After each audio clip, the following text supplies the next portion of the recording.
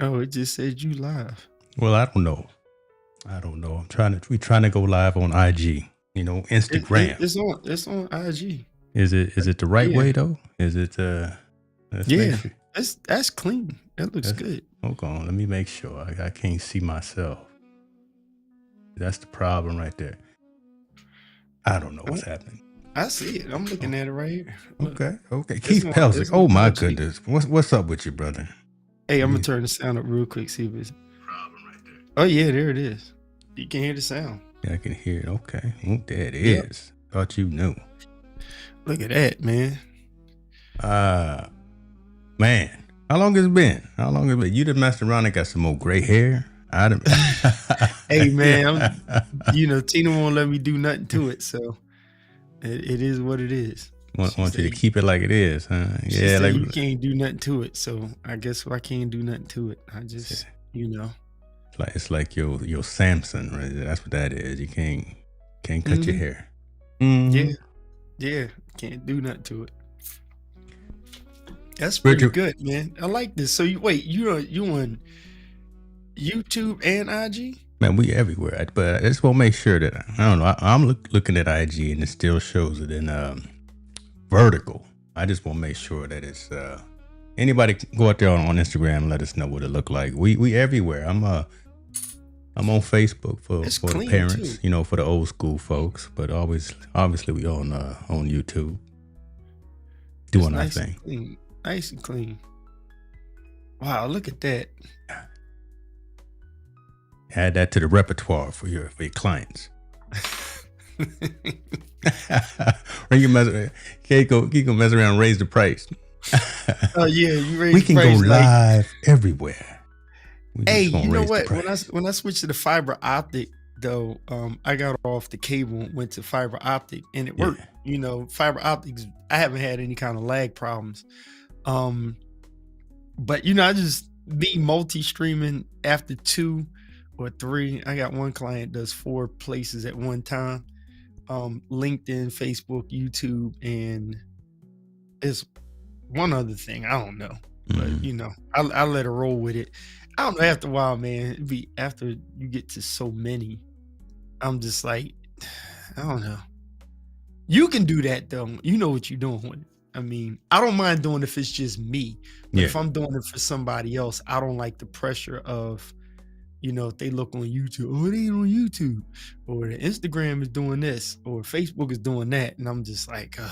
Mm-hmm. When it's me, I don't care. Or you got, because this is what I've been thinking about lately. Or you got multiple channels, and you trying to keep up with them all. Yeah. I'm getting tired of that. I'm about to not listen to all the experts. Yeah. And I'm just gonna push all my stuff to some main channels instead of trying to remember everything. I can't remember all this stuff, brother. Yeah, just it's too much extra work. That's not.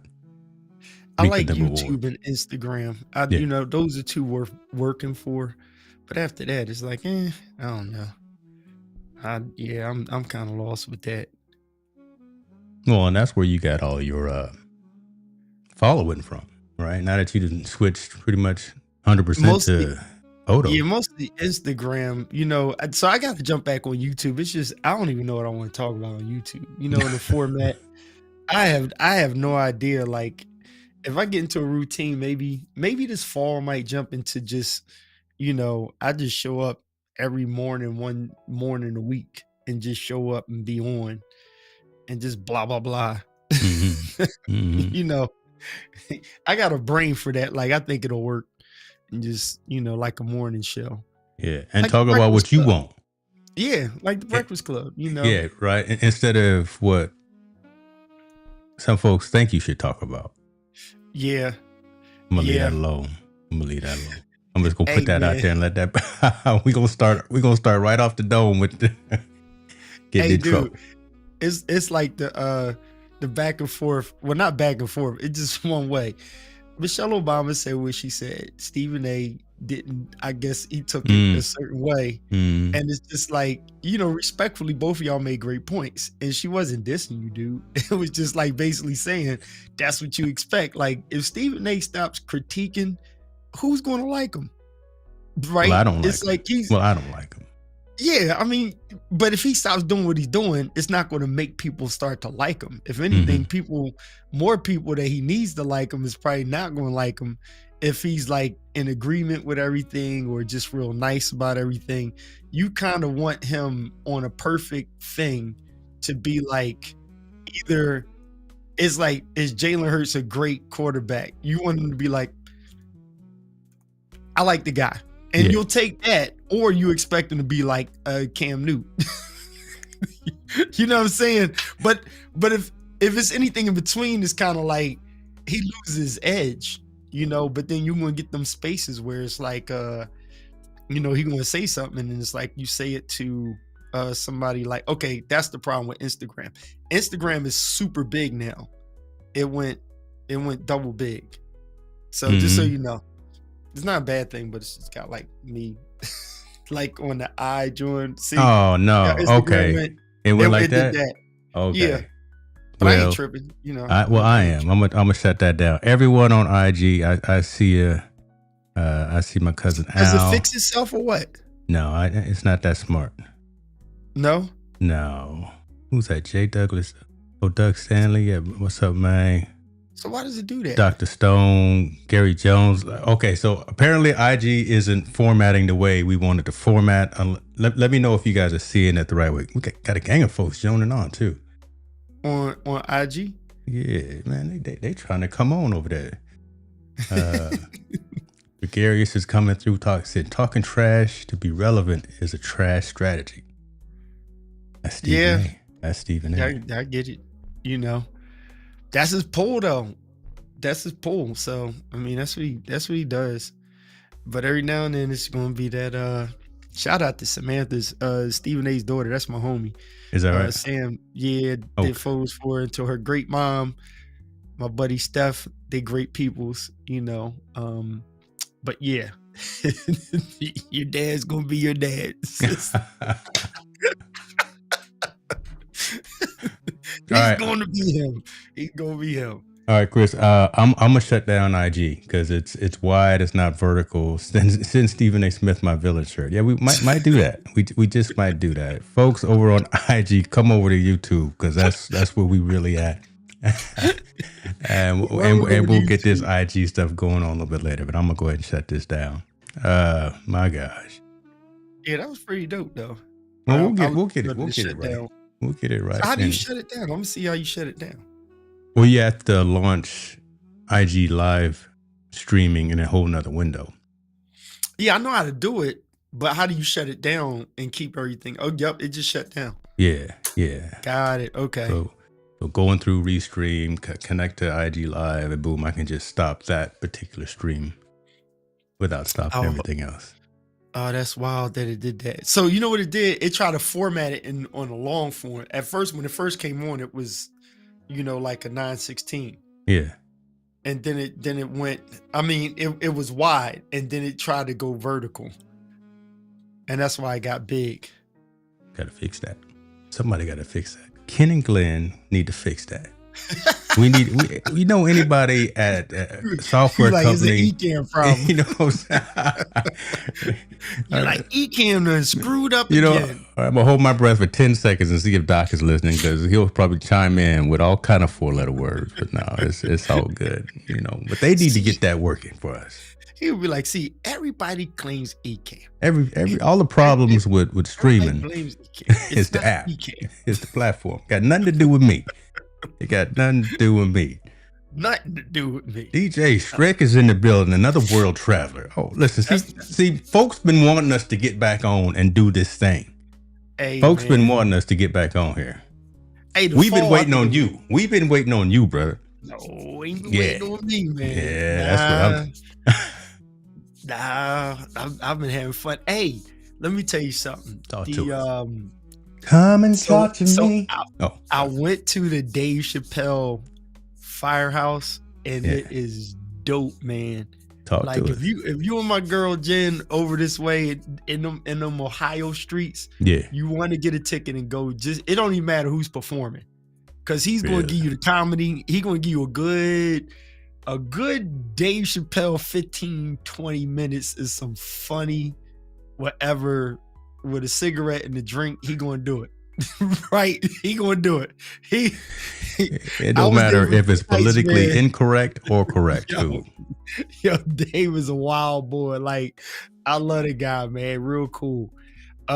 Yellow Springs, Ohio is a different place, man. Talk to us about Uh, what you doing there. so Floetry was performing. It was their Okay, I first saw time. that. Okay. Yeah, so it was their first time in over 10 years or something. I think 2015 they did something. They came together around 2015, but this was their first time in a long time. And Dave Marsha was just there. Marsha Ambrosio was just there with Casablanca album. Mm. And then that her and Dr. Dre did. She did a performance, and somehow with Dave Chappelle was like, hey, we need Floetry up in this joint. Like, we love you as an artist. We know what you do. You crazy. You did all this stuff, but a lot of people know you with Natalie with Floetry. So Mhm. they got them together. They had a meeting, whatever. Next thing you know, they booked 2 shows. Those 2 shows sold out. They had to put another one on. So now it's 3 shows. So me and Tina was like, yo, we rolling up. So we're sitting here. Nat and her husband was over. We were all talking, and they were like, yeah, me and Marsha doing a show. I was like, yeah, that's what's up. Dave Chappelle. I was like, cool. I said, you know what? We're gonna ride over to Ohio. Yeah. I'm thinking it's just like right inside of Ohio from PA. Right? Because my son college is like 4.5 hours away. So I'm like, okay, 2 more hours, we good. That joint was a 7.5 hour drive. We went out there and booked our hotel, whatever. Yellow Springs is I'm gonna make you laugh. So YS Firehouse, that's what it's called. I'm gonna tell you what's funny though. One of the locals said the lady name was Kelly. I'm never gonna forget. Kelly was a nice little brunette woman. She said, see right here, we're this blue and all around is red. Man, let's make it plain and let's be clear, right? So she's a white woman, and she's like, and I was like, say no more. I got exactly what you saying. She was like, so she was explaining, because I was like, how is it around here? And Yellow Springs is the safe space for like everybody. It's New York, San Francisco, DC, Philly, all in the one little area. Outside of that is very, you can't be free and be yourself and be of color. Don't come around there just but there's a freedom, and it's real dope. And so Dave Chappelle's wife is Filipino. Yes. And it's like, Dave is from DC. And let me tell you something about the Firehouse. If you look online, look on their page, whatever, first of all, you're not really seeing the inside. I can tell you what the inside looks like. I can tell you about the rooms in there, the little restaurant on the side, everything. You ain't going to see the pictures. You know why? You can bring no phone, no camera, no Plod, really? No Apple Watch, no Meta glasses. Dude, they will confiscate it or tell you to leave it in the car. Nothing. No recording devices at all. They check your sneakers, bro. They pat you down like you going in for a drug deal. Hey, it is right there. They pat you down like you going in for a drug deal, dude. Like you going in with a briefcase with money, and the other boy got cocaine in the bag, right? It's like when I say they pat you down, I mean there's a man line and a woman line. They feel you. Make sure you get nothing. And when I tell you the experience is off the chain, because you're in the moment. Wow.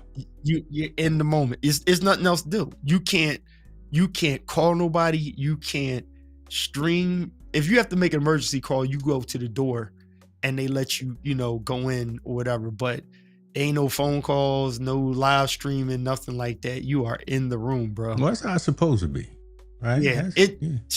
I loved it. When I say I loved it, man, it was beautiful.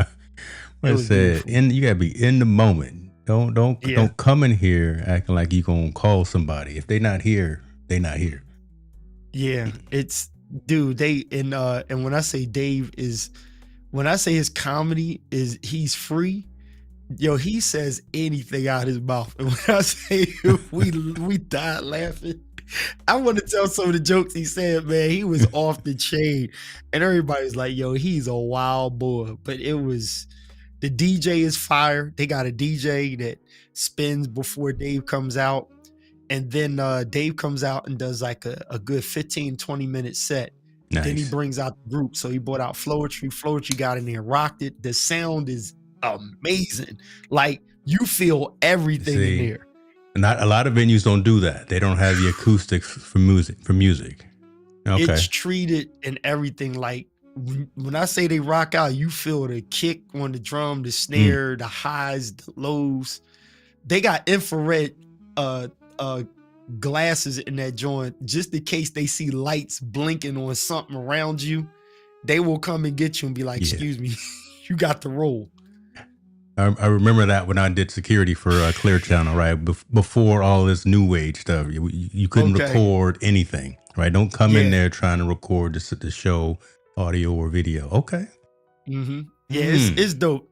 Afterwards, man, we went to the private bar, you know. Of course, I know you did. Dave. I know you did. See, got some Deacon Juice with Dave. Yo, Dave is he's a cool freaking dude. I gotta say, man, when I say he cool as Jax, he speaks to everybody. Like just like chill rap to you, like get into a conversation, and he keeps moving around the room. So afterwards, if you have a special band on, it's at least about 30 people that you get the VIP passes. You can stay and hang around after the show is over. And, you know, the food is off the chain. The jerk wings, fire. Eat, drink, chill. And then about 1 o'clock, everybody out the building. It was a great experience, man. That's a good time, too. Because, you know, as we get a little bit older, we can't be out there like them kids at 2, 3 a.m. Okay. No, you can't. Yeah, all right. And locals, the cops are cool around there. You know, it's a cop sits right across the street from the venue. It's dope, man. It's dope. That was my weekend. But I really like the fact of the only thing you can do is talk about what happened in there. So the night when Erykah Badu was there, that's why if you wasn't in the building, you don't have much to say about it. You don't have much to say about it. Yo, he was joking about bringing Mick Jagger up in that joint. He's a wild boy, man. God, he's wild, man. Whew. Yeah. Now you said you drove? Yeah, we drove. So how long is that from yours? That's well, again, and you East Coast is a lot different. 7.5. Okay, no, but that still was a good drive. That still was a good drive then. Yep. 7.5, man. Okay. Well, so anybody listening, if you ever in that Ohio Yellow Springs area, it's worth it. Now the tickets cost, the tickets like $150, $200 though. Each. Yeah, that's the only thing. But you get the experience. So I will say this, people, the artists, if your favorite artist is there, it's worth spending them $150, $200 to go, because it is very up close and personal, and you get a show. Like you get and Dave's different every night, but it's like he's the same as far as you actually get like a quarter of a Dave Chappelle show, right? Of a comedy, because he gives you some dope comedy. Like when I say you gonna be rolling, your stomach gonna be hurting. Like he's that wild of a boy. We think he off the hook on HBO, but he in person. Yeah, he's a little bit different. He gives you that HBO thing in that room. He does give it to you. I ain't gonna front. He doesn't. It ain't like he give you some little corny whack joint. Yeah. He give you like straight off the dome, like coming in. He works the room too. A brother came in loud, right? The dude was out in the lobby. So Dave was talking. He was like, yeah, so he said, everybody should be glad that you're here. Like, you know, get yourselves a round of applause and understand why it's a good thing for you to be alive and well today. He said, because you are here on the front end of World War III. Right? So everybody's dying. So then he does a whole little thing on Trump. You know, a brother comes in. He like, yeah, what's up, man? What's up? He was like, it's always that loud MF. You know, It's Show always up gotta when be a you wanna loud get there. brother, right? So then he Jones on the dude. He really gets it to him, and then he was like, "I'm just messing with you. I'm just like Dave is real cool." Then when I tell you, man, it was a lot of people of color in the room, but it was a straight like trucker white dude was in there, right? And Dave started busting with him, and then he was like, "Let's give it up for the white guy in the room." Yo, everybody died laughing, and he loved it. They was cheering. So did you see the movie Sinners? Yeah. So look, he said that the white dude was there. He said his friends was outside. He said his boys was outside. Like he said, he probably got friends outside. Like, come on, Dave, let us in, man. Let us in. I'm not just gonna come in unless you let me invite me in. Bro, yo, the crowd went bananas, and only the people that saw Sinners, we was chuckling over, dying, man. But he's very apologetic, so it's like, and he's really about love. Like when I tell you, to really meet him and talk to him, he doesn't want anybody to feel uncomfortable in there. Like there's no racism, no big eyes, little U's, nothing in there. That's Dave cool. is just, and then afterwards, I can say this. Afterwards, this dude does a whole concert with the DJ or the band, like that's there. Everybody over here drinking, eating, mingling and stuff. And you go back to the center of the room where the stage where the artist was, Dave is singing. He's got a glass of bourbon or something and a cigarette, and he's in the mic just singing. All right. Fellas trip, y'all. Bro. Yeah. We were all doing shots, like had some shots and stuff. And so I went back over to eat some chicken with Tina and talking to Floetry and stuff. Dave is in the concert space, and then they start playing like some Clark sisters. Y'all Google that if y'all need to. Dave is sitting there with a cigarette. Y'all Google that if y'all need to.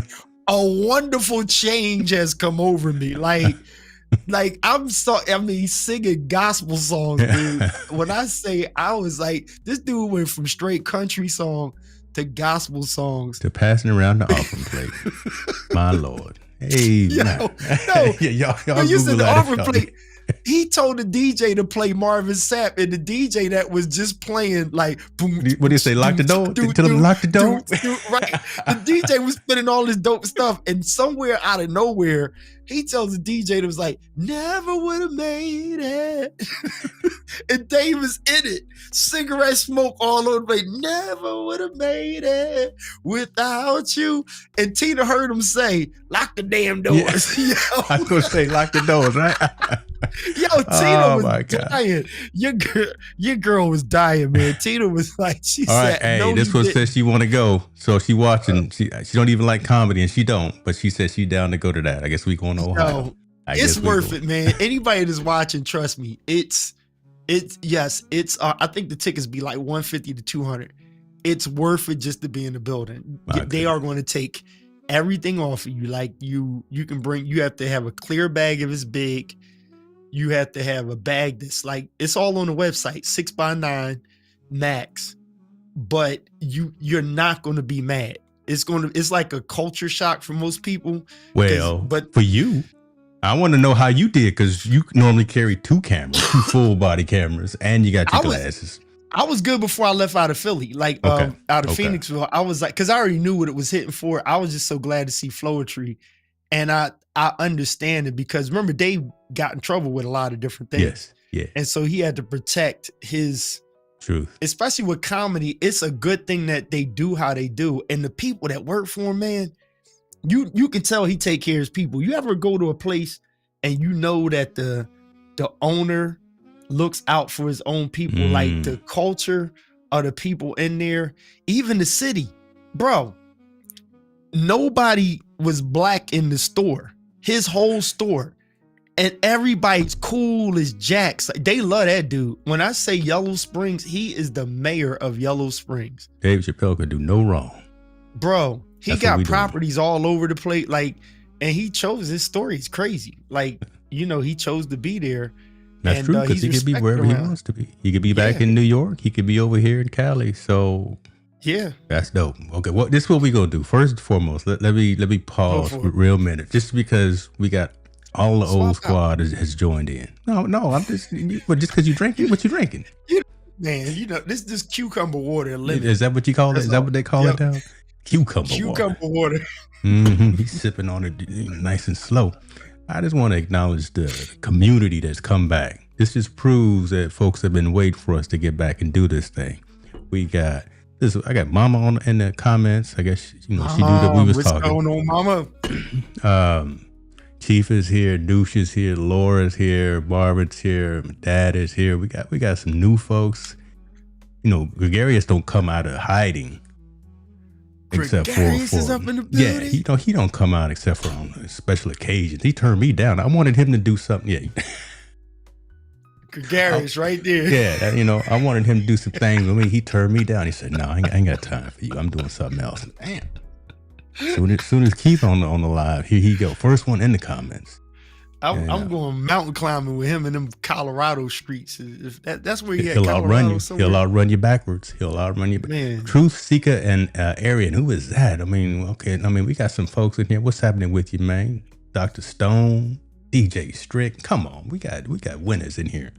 Strick the man. It's an annual thing when Strick and his wife comes in town. We just go down to the South Kitchen. We only go down there when Strick is in town. Yo, now let me tell you something. That woman puts on the show. I have only seen them online, so shouts out to Kent. Man, Oh, bro. I could just, if they ever in your area, yeah. So just like I shout out the Dave Chappelle thing, she puts on a show. When I say she's good, like she really puts on the show, like legit. So Strick don't be overhyping. She puts on the show. Like, listen. I mean, yeah. I think last time I saw, and Strick, chime in, brother. I mean, y'all were in the Caribbean or somewhere on a cruise. Y'all were doing the thing. I thought I was fancy traveling all over the place, but next thing I look, Strick is in Barbados. Oh yeah, or something like that. I don't know. He be trying to play it off like he out there working as a road manager and stuff. I'm like, that boy chilling. He out on vacations, you know what I mean? Laid back, chilling, sitting on the side of the bar. Keep doing sound check, and he at the bar. He ordering another mojito. Flying drones and stuff, playing around with the cameras and stuff. Like he laboring and working. He ain't doing that but vacation. That's all he doing. He ain't doing nothing but getting stamps in the passport. That boy living. Got the best job ever, man. Yo, man, that boy living. Strick ain't fooling nobody. I was like, Strick, like, yeah, man, we got to travel. We got like it's a bad thing. I'm like, boy, you balling, man. Strick ain't never not smiling. That's why, right? Strick is never not smiling. Okay. Shout out to Strick. That's my guy, man. Just take us with you, brother. That's my with dude. you. Nah, let's see. Everybody said they want to come with us on that trip, though. Okay. Where? We going to Ohio. Oh, listen, don't let me get to planning, because man, I'll plan it and then mess around. Folks say they don't have no money. Yeah, you want to go down there. I would. So everybody, I would follow YS Firehouse, and then now here's the other problem. When I posted my picture with Floetry outside of the venue, all the people I forgot live in Ohio was hitting me up. I mean, man, oh, you ain't telling me you were down in the streets, man, my neck of the woods. You ain't saying, but one of my buddies, he's in the movie Plane, on Netflix. His name is Otis Winston, and he played in he's in Venom. He's in all three Venoms. He lives in Ohio, so he went there with Tasha somebody. So he knew everything I knew, and it's only if you have been in there that you can have the same language. So he knew about the whole thing. He was like, "Oh man, if you had told me, I'd have went back." So I heard the Erykah Badu night was crazy. I think, was it Wu-Tang? What? I think they had Wu-Tang in there. You got them coming in there like that? Wu-Tang? No, listen, Dave brings his friends in there. Like Dave will have who else did he have in there? He has some big names in there. Like when we were talking to him backstage, he said, I forgot who he said he's trying to get. Like Dave will have Janet Jackson in there. You want to get the tickets. Like, he'll just be like, yeah, I'm gonna bring Janet Jackson up in here. She gonna come through. That dude gonna do it, man. And you can only have 200 people in there. Wow. So let that sink in. You in the venue, and in the front seats, you can touch the artist on stage. If you sit at the very front of the stage, you can grab their ankles. That's how tight it is in there. I think we're gonna work this out. Because I'm seeing right now Dave Chappelle and Friends, July 2nd, 3rd, and 5th, August 14th through 16th, and the 21st to the 23rd. So he got some things. Marvin, you need to get this going. You over there talking about we need proper schedule of performers. I mean, listen, Marvin, you have homework to do now to get this coordinated. Because we will mess around and go to what do you call it? YS Firehouse. Yeah, I would tell him, go. Just for the heck of it, like, yo, if Jill going, I'm going. If she there, I think. You got to go. You got to go. I'm gonna have to show up. So who we got? Quali down there coming up. Oh, he had Wyclef. Yeah, he had Wyclef up in there. Wyclef was up in there killing it. Who else? Who's the other group? There's some other groups that I don't even know, but Ghostface Killer was up in there. Okay, yeah. So got parts of Wu-Tang in there. Okay. Yeah, bad, no, not good, bad, not good. Whoever that group is, they got 200,000 followers. A lot of people knew that. They had a nice house on that. He's going in, man. See, what you do is you get on contract and you say, Dave, if you need some video with some photos. What's her name? Goapele? He had her up in there. She was killing it. Look at you. What's the other big thing he had? Yeah, because let me tell you something. Wu-Tang, man. I'm like, I would have loved to see that one. Wu-Tang, Erykah Badu was just a big event when he had her up in there. And so we were in there, it was a sit down. But when he had Killer Mike up in there, it was standing room only. I can imagine. You know what I'm saying? Yeah. Oh, okay. You dropping real names too. Okay, folks. If y'all don't know, you better know. Okay. Yeah, it was standing room only. So I'm like, they starting to let Talib Kweli up in there. They ain't playing around, man. Go ahead, Dave. Cool.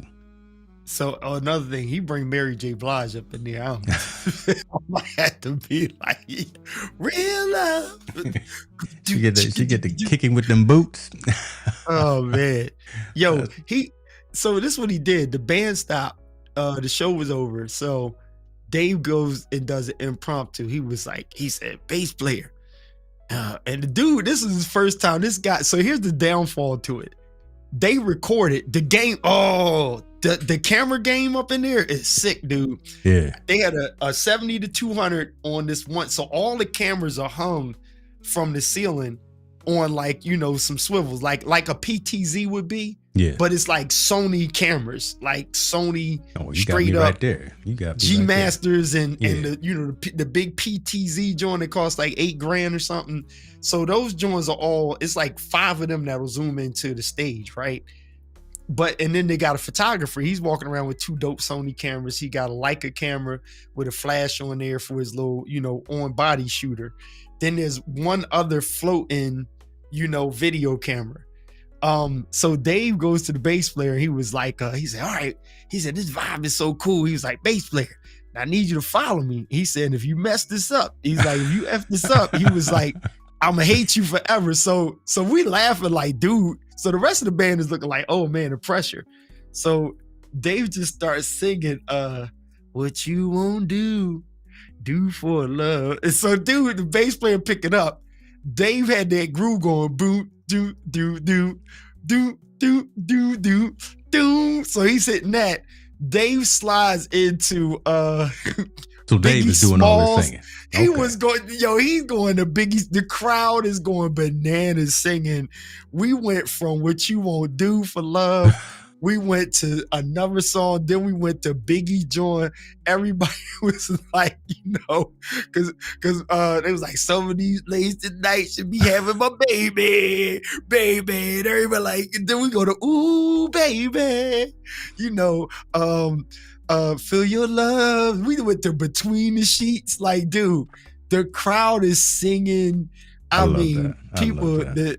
The wives are dancing with their husbands or girls, their boyfriends, whatever. It was, dude. When I say it was crazy, it was lit. We need to hear more of those stories about what's going on. Too damn far for me though. Well, that's a little bit. And is there an airport? Maybe I can fly in. Hold on. But you driving. But I want to build something like that here. I'll telling myself, me like, Dave, I'm copying your spot. You ain't copyright the build of it. I'm doing the same thing. Keith Pelzer going to have it's going. Eddie Murphy talking about the boom boom room. No, you call it the combos. That's what you call it. You call it the combos. It's going to be Keith version of the boom boom room. It's be like, nope. All your phones got to go in the back. So you keep your phone with you, but they lock it in that little pouch. Yeah. Okay. I've seen them do that at a lot of comedy shows lately too. So stuff don't leak. Okay. Yeah, that's a good thing, man. You gotta turn it off and then put it in the bag. And stay off the phones anyway. What's wrong with y'all? Yeah, because you know what it is, man. I was so mad.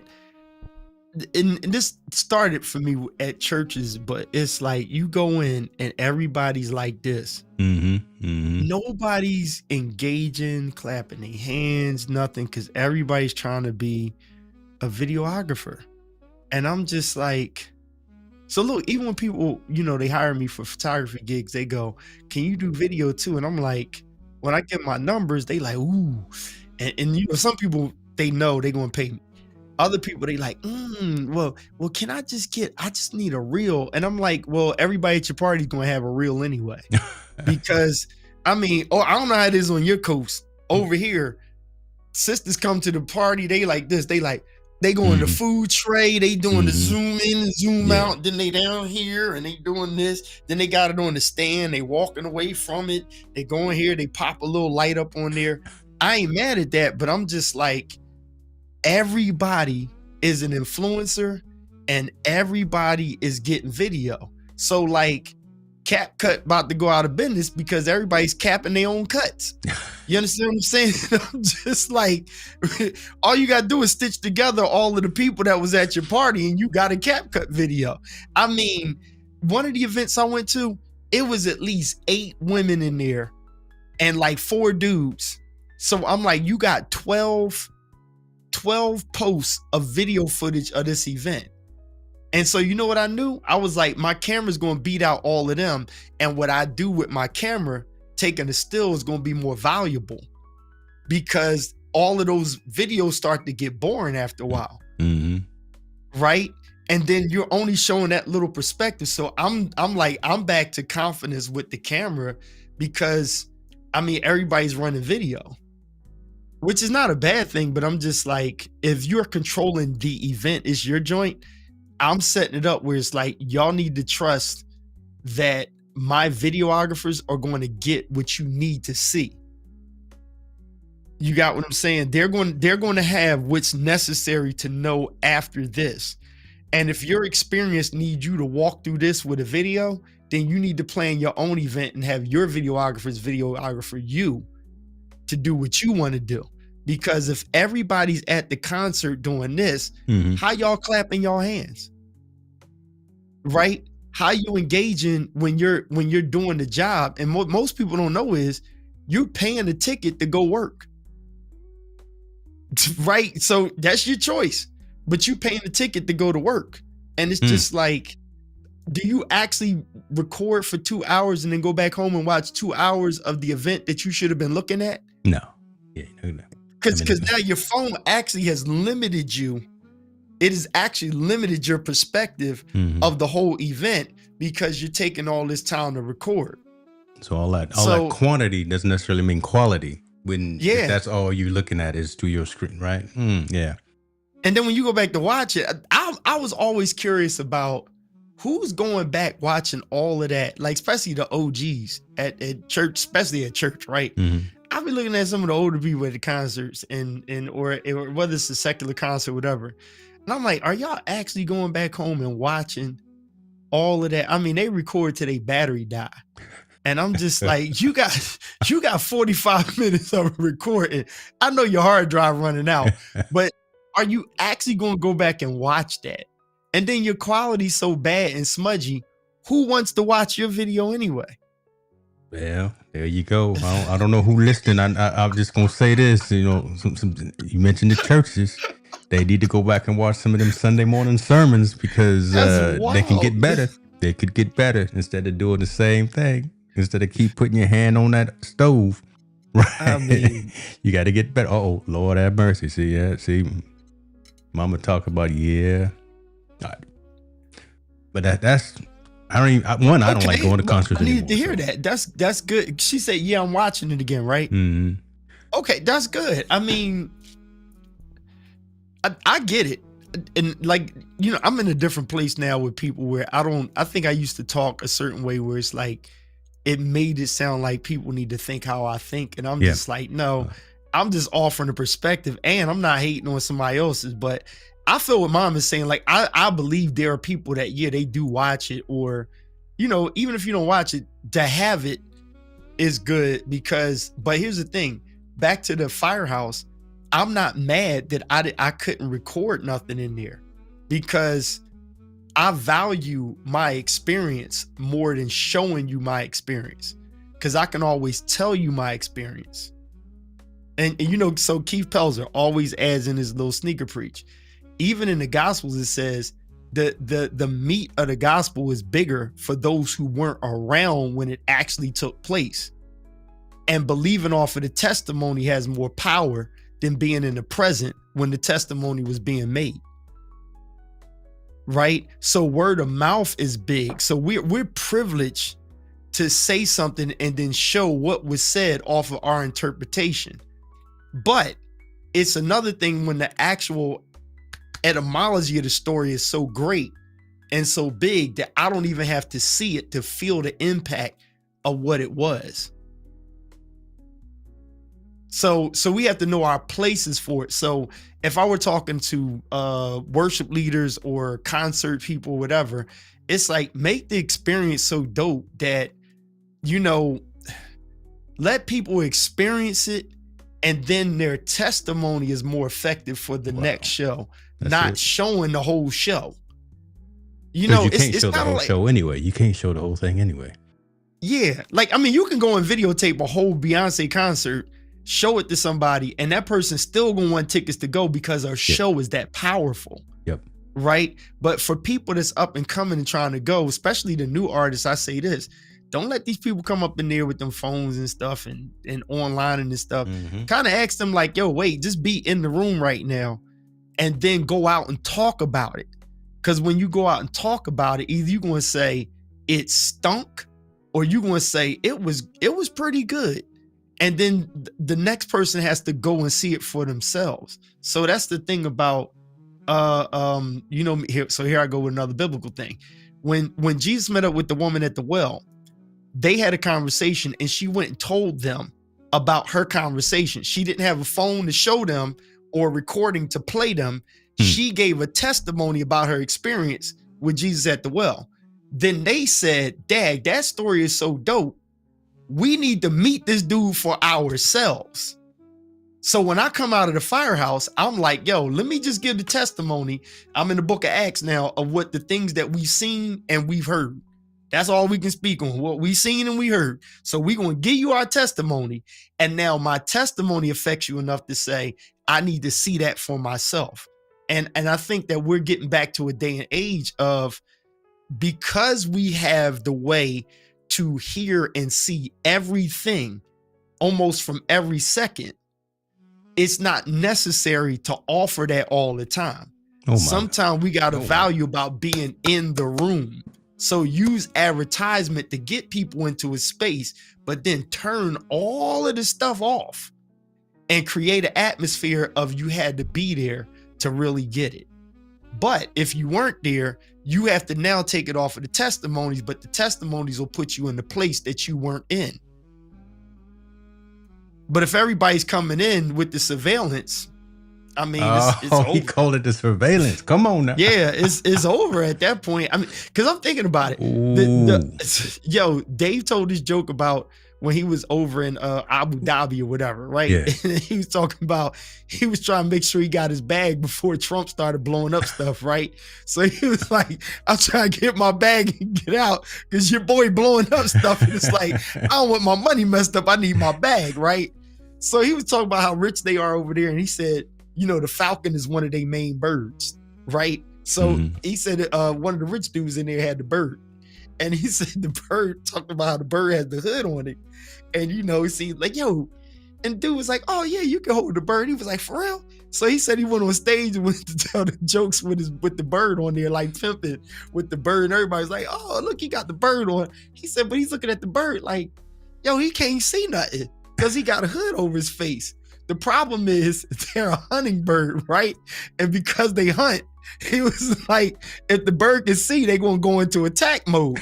So the hood is so that the bird chills and doesn't go grabbing stuff, right? So he said he took the hood off the bird, and he said the bird flew up in the air and came down 200 miles per hour and attacked and killed a transgender.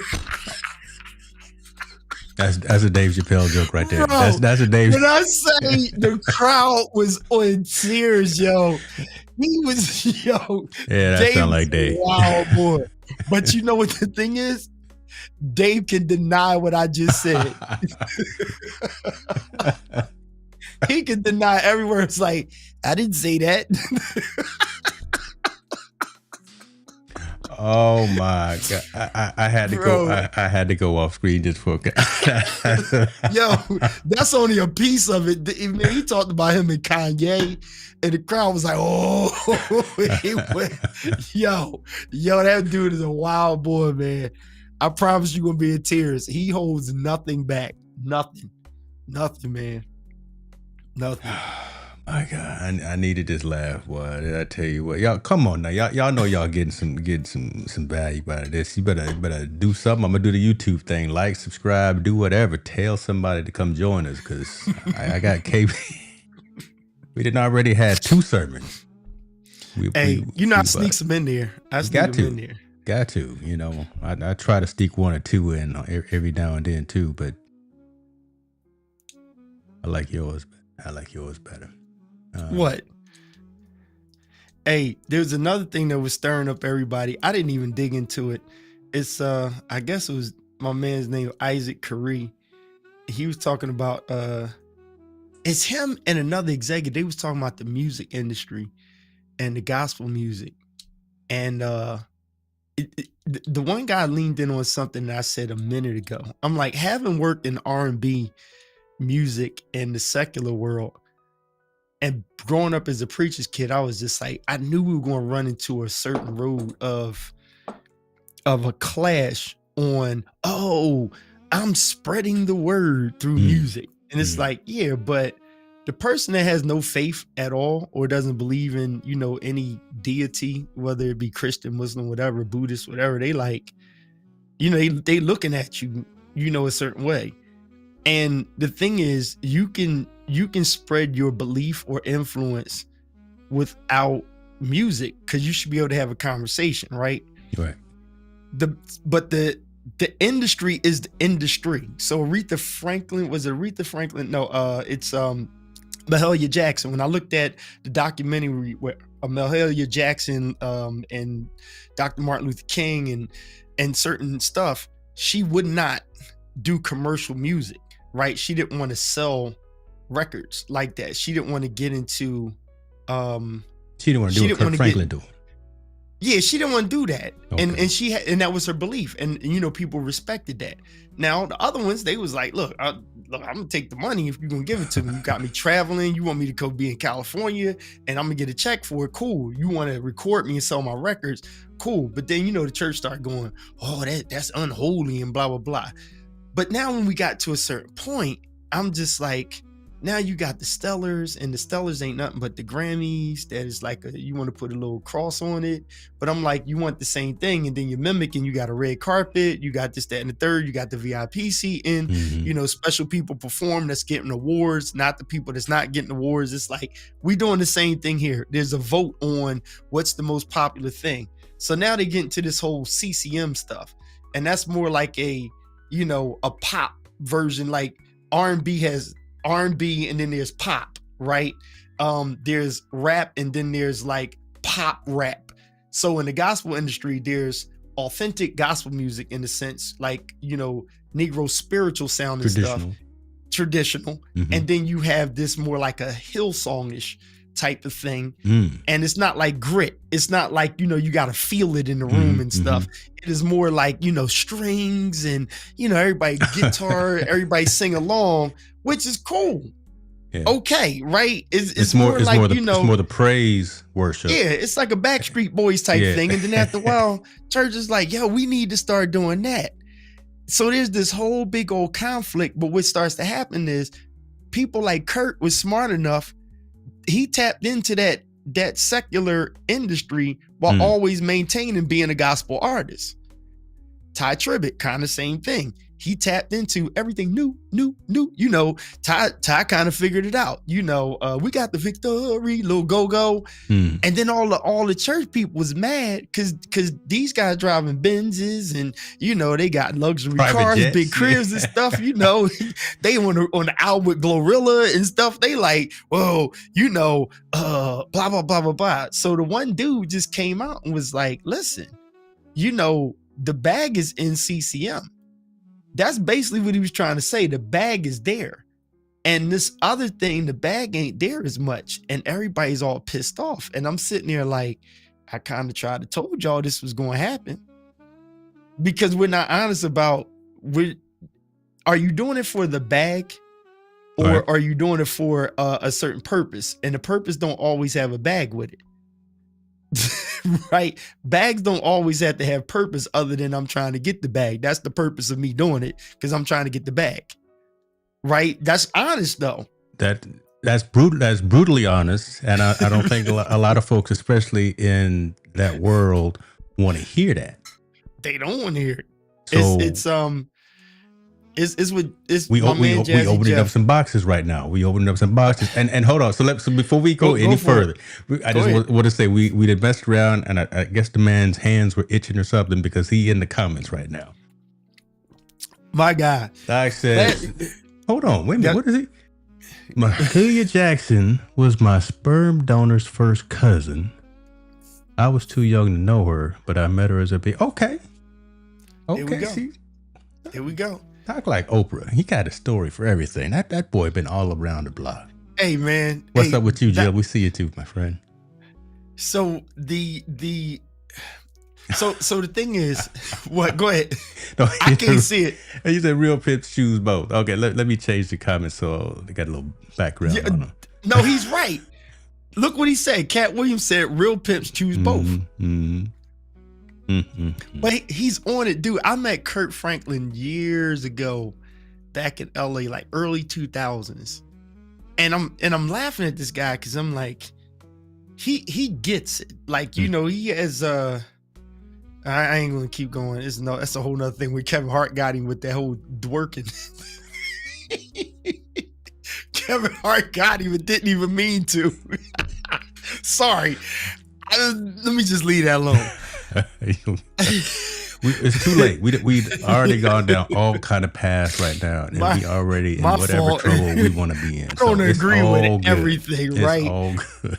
So what I was going to say is what my guy Jazzy Jeff said back in the day, and I use this when people say, "Dude, this is a true story." My uncle had passed away, right? And we're at the repast. Now I just did his eulogy. We at the repast, and a guy, another preacher that knows me from back in the day, he always wanted to be a Dame Dash or something like that. So at the repast, now we 5 hours after the funeral, but everybody just chilling. So now he comes up and some kid, I'm like, this kid wasn't here for the whole funeral nor the repast. But then, my guy comes over with the kid and he's like, oh yeah, now this is just a side note. And I don't want to impose on your day, but you got to check his demo out and stuff. And I'm sitting there like, this guy is still in 1989, bro. And I'm looking at him and I had to give him the real. And I'm like, let me ask you, what exactly do you want from me? And I said in a nice tone, nice way, whatever. And I'm looking at the kid and the kid's like, yeah, like my stuff ain't like nobody else's. I said, did you put it out yet? And he was like, nah, I'm trying to get it played. I know you know the right people. And I'm like, dude, you like 15 years off. There's no right people for me to go take your stuff to. Wow. So he's looking at me and I'm like, what's your Instagram? He got 800 followers. So I'm like, did you ever put your stuff on Instagram? Yeah, they're barking 800 orders followers 800 tells you, then I show him two Spanish girls that I know that are fire. They got 20,000 people following. And on TikTok, they got hundreds of thousands of people. So I asked him what his TikTok was. And I was just like, I said, let me just help you out. I said, we're not going to sit here and argue, is your stuff dope or not? I said, let me tell you what Jazzy Jeff told me, and I'll take this for life. He said, this is hot, that's fat, that's the ish, and that'll sell. Right? I'm pretty sure and Doc can back me up on this. Doc can tell you, Doc will have a camera in his house that's the best camera out of all of us influencers. But he'll be honest and say the Ozbot will sell the most because it's more universal for everybody. And only those of us who know is going to even attempt to buy his most expensive camera on sale. But to the average person, they're not interested because the Ozbot thing, whatever that new PTZ y'all be using, it's as good as this camera that I'm using right now. Or better in some cases. So it's like, we're not arguing that. So I'm telling the kid, I'm like, you can explain to me how great your stuff is, but if it's not sellable, right? I was just like, I can't do nothing for you. So I'm just like, I got stuff that I think is the best thing and it's better than yours, better than this person, that person, but I can't be mad. There's nothing wrong with that. Yeah. But I can't be mad if it's not sellable. If people want round glasses, you can be like, oh, these Metas, they can record. People like, no, but I like the white ones. Yeah. It's my cameras. Remember I told you about my camera, right? My cheapest professional camera is wrapped in red. I can have a $5,000 camera on one side and a $2,000 camera on the other side. You know what the young girls say? Take it with the red one. Wow. I don't know why. It just looked better. Right? I'm like, but this one got 61 megapixels. This one only got 40. They like, but I like the red one. We want that one. This got a $300 lens on there I bought used. This the G70, 200. This special in the Boca. They like, no, I like the red one. Okay, I take it with the red one. So I'm looking at the kid like, yo, your stuff ain't sellable. And he's looking at me. And I'm like, this is the first time he ran into the truth. It's not sellable. But I'm not going to disrespect you and say it's not hot. I'm like, you don't have to convince me. I said, I'm going to take your word for it that this is your passion. This is what you want to do. But I'm like, it's the proof is it's not sellable. And the only person that can disagree with me and prove it is somebody that knows how to sell ice to an Eskimo. Yeah. And so you need to find the person that can sell ice to an Eskimo to get the unsellable sold. Because until then, the majority is not feeling that. And so let me ask this. So are you telling that person to give up on what they're doing? And again, I'm just coming out here devil's advocate. Are you telling them to give up on what they're doing or be open to feedback and criticism and just real debate that you need to change up your game a little bit, right? You think you got this hot, but you got 800 followers. You got only 800 people that are only 10% of the time looking at your stuff. I may not know everything, but these are some things that you could be doing to get better. Talk to some of these Yeah, other folks instead of just talking to folks around you. I mean, there's got to be a way to help that person get better. I hear you. So here's the only problem with creativity, Come on. or especially from the music community. The issue with that becomes this: now you're being shaped. Your authenticity now is being shaped by the consumer, right? So if the consumer is dictating to you what's going to sell, you got to go to, like, when back in the day and even to now, when you sell a record, whether that's digital now or back in the day when it was physical, when you sell it, when we sold platinum, that's 1 million people bought the record. Mhm. I'm sure 1 million people had different ideas, and out of those millions of people, at least a certain percentage is going to say, I think there's only 3 great songs on that album, and all the rest of them sucked. But then there's another percentage of people that the songs that they said suck, that's their favorite songs, and the ones that they think everybody like is that. So the problem with being shaped by the consumer, right? Like, some people build a product. Somebody said this: solve the problem, right? That's a business. Solve the Yeah. problem. So if nobody knows how to look into their screen and give eye contact, Oh then my somebody God. makes a teleprompter, right? And I almost swear that Elgato copied off of what I did. It's like, no, I can't prove that. Boy, you talking it now, boy. Yeah. This setup that I got right here, I've been had that, and then all of a sudden Elgato comes out with their joint, and I'm just like, mine is still better because it's not the USB all in. But anyway, I'm just saying it solved the problem. So Yeah. when you solve a problem, that's it. You started from the consumer. But if you're just like, hey, I got an idea, I'm sitting in my corner and I play the melody and everybody's like, damn, that's fire. Oh, and you keep doing it and everybody's like, I like this, I like that, I like that. Then you don't have to adjust to the consumer. So either you start right to the consumer or you do you and the consumer happens to like it. If you stuck, that kid was stuck because nobody's liking his stuff. That's why he's stuck, but he thinks it's fire. And I'm just like, hey, you have to look at what the consumer's doing, because your frustration now is the consumer. Think about photographers. I ran into photographers that don't have no followers on Instagram. This dude had 3 Leica cameras and all his pictures was fire. He Yeah. have about 500 people following him on Instagram, and I swear he got better pictures than I could ever take. But he's not out there saying, I want 1 million followers off of my pictures. Because he's going to have to adjust, because most people don't understand the quality of his film cameras. They don't care about that. They want So- instant. So They want instant result. So does he stop doing what he's doing because if he's being true to himself, does he stop doing what he's doing even though he only has 1, 2, 3, 500 followers or subscribers? That's the thing. He's not going to stop. See, notice what I'm saying here. That guy's not concerned about whether you like it or not. Yeah.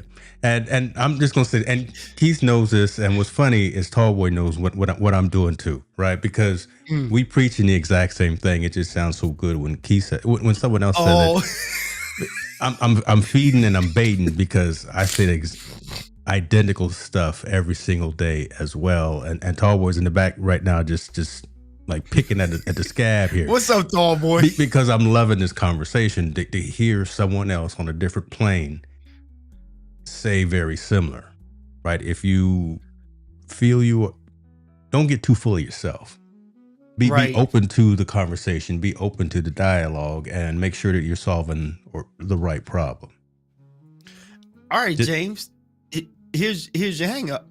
Uh-oh. Let's go to this gospel music thing. Let's go, brother. Let's go. The guy that pissed everybody off, I don't know all the names, the characters in here, but this one record exec in the gospel music industry that ticked everybody off. Here's what he said that made everybody mad. He said, don't nobody want to hear all that riffing and stuff. All these runs. We don't need all these runs. All these runs and stuff. And there's the problem. So I give it to you this way. Kelly Price, Faith Evans, Mary J. Blige. Some of y'all gonna fight me on this, but try to get what I'm saying. Kelly Price, Faith Evans, Mary J. Blige. Not Faith Evans at DMX's funeral. Not that Faith Evans. The other Faith Evans. I'm gonna leave that alone. But Kelly Price, if the 3 of them had to sing the national anthem, Kelly Price is going to smash it. Yeah. in their heyday, Faith Evans will be second to smash it. Mary J. Blige is most unlikely to smash it. But when you look at success and record sales, yeah, Mary is at top, yeah, then Faith, then Kelly. yeah. You know why? Because Mary's voice is more relatable and singable to the average sister in America. Yes. Faith, I remember the way. She sang with the Clark sisters. That's a little unreachable for Tina. And then when you get to Kelly Price, that's unreachable for the good singing black girl, because you ain't got the pipes as Kelly. And then let's not add in Kim Burrell, but let's flip it over. Okay. Kim Burrell's going to sell less than Kelly. Kelly's going to sell less than Faith, and Faith is going to sell less than Mary, because Mary has the more relatable, I can sing right along and sound like Mary. So, right. And again, Mary been through some things that's been out in the public, so more relatable story. And, she dealing with Sean Diddy, and, she has all that stuff that we still get a lot of love for Mary. So, that helps with her too. Yeah, it's like we get mad, but it's like, oh, Brian, they can't sing as good as so-and-so. You're right. But you know what? Billie Eilish sells a lot more records than some of your favorite singing artists. Goodness. Right? Think about it. You understand what I'm saying? The boy groups, Boyz II Men crushes everybody, literally, from that era. Backstreet Boys ain't had nothing on Boyz II Men to me, but they're going to sell, right? Because it's a little bit more relatable. So with the gospel music industry, that's what happened with CCM. CCM was more sellable, not better. But the problem is, if you are after the bag, then you're arguing, thinking that it's better because it's making more money. And then you're arguing to say it's not better, but you're mad because you're not getting the bag. And the whole thing is, the bag is just not there for all of them riffs. And if you're chasing that bag, you may not be being true to yourself. Yeah. And you may just be out there trying to appease everybody that's out there. I bring that up because Doc came through with it right there. He's out here doing what he does. I'll paraphrase. He's doing what he does based on his desire and his intent, as opposed to chasing numbers. He's not out here for the bag. Yep. He could have all the plaques that he wants to now, but he's doing his thing, being real conscious about it. He's almost pivoted his entire so I'm bringing it into perspective just for the folks in the comments here. He's pivoted his channel into doing something different for the last 30 days. I'm not sure if you've been watching, but he's a Final Cut guy who's now gone into DaVinci. Yep. So completely different from what he's been doing. And he's been learning that on the fly, learning that live. And it may not be sexy to everyone, but it's giving him joy and it's bringing value to his community, and it's growing incrementally, but it's growing the right way. He could stand up proud for the content that he's putting out for these past 30 days about this particular topic, even though it's not necessarily about lights, cameras, and those types of things. So, and that's almost like one of those, I'm not diving into the terminology, but niching down. Like, I think everybody needs to do a cycle of niching down, and then you can niche up or down, whatever, right?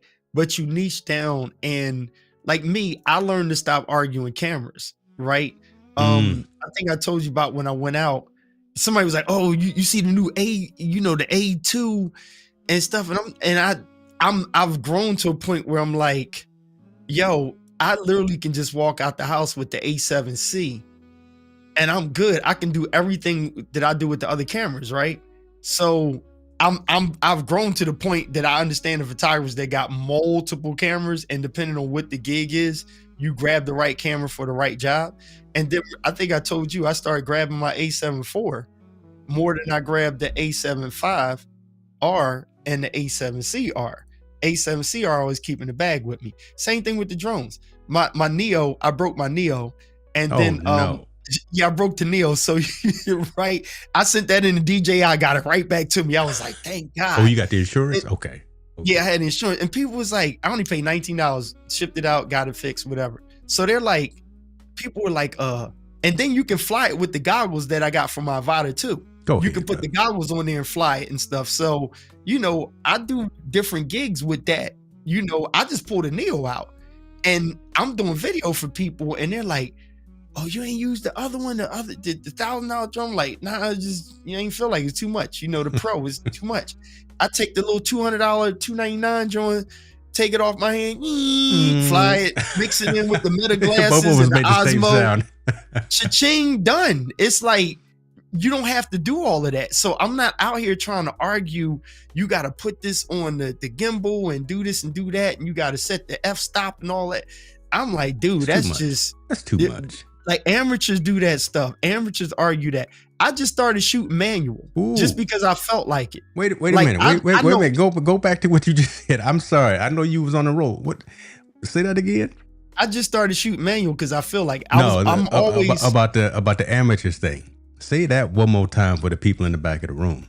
What did I just say? You said worried about all the specific nuances instead of just going out there and creating, instead of just going out there and doing it. That's something that amateurs do.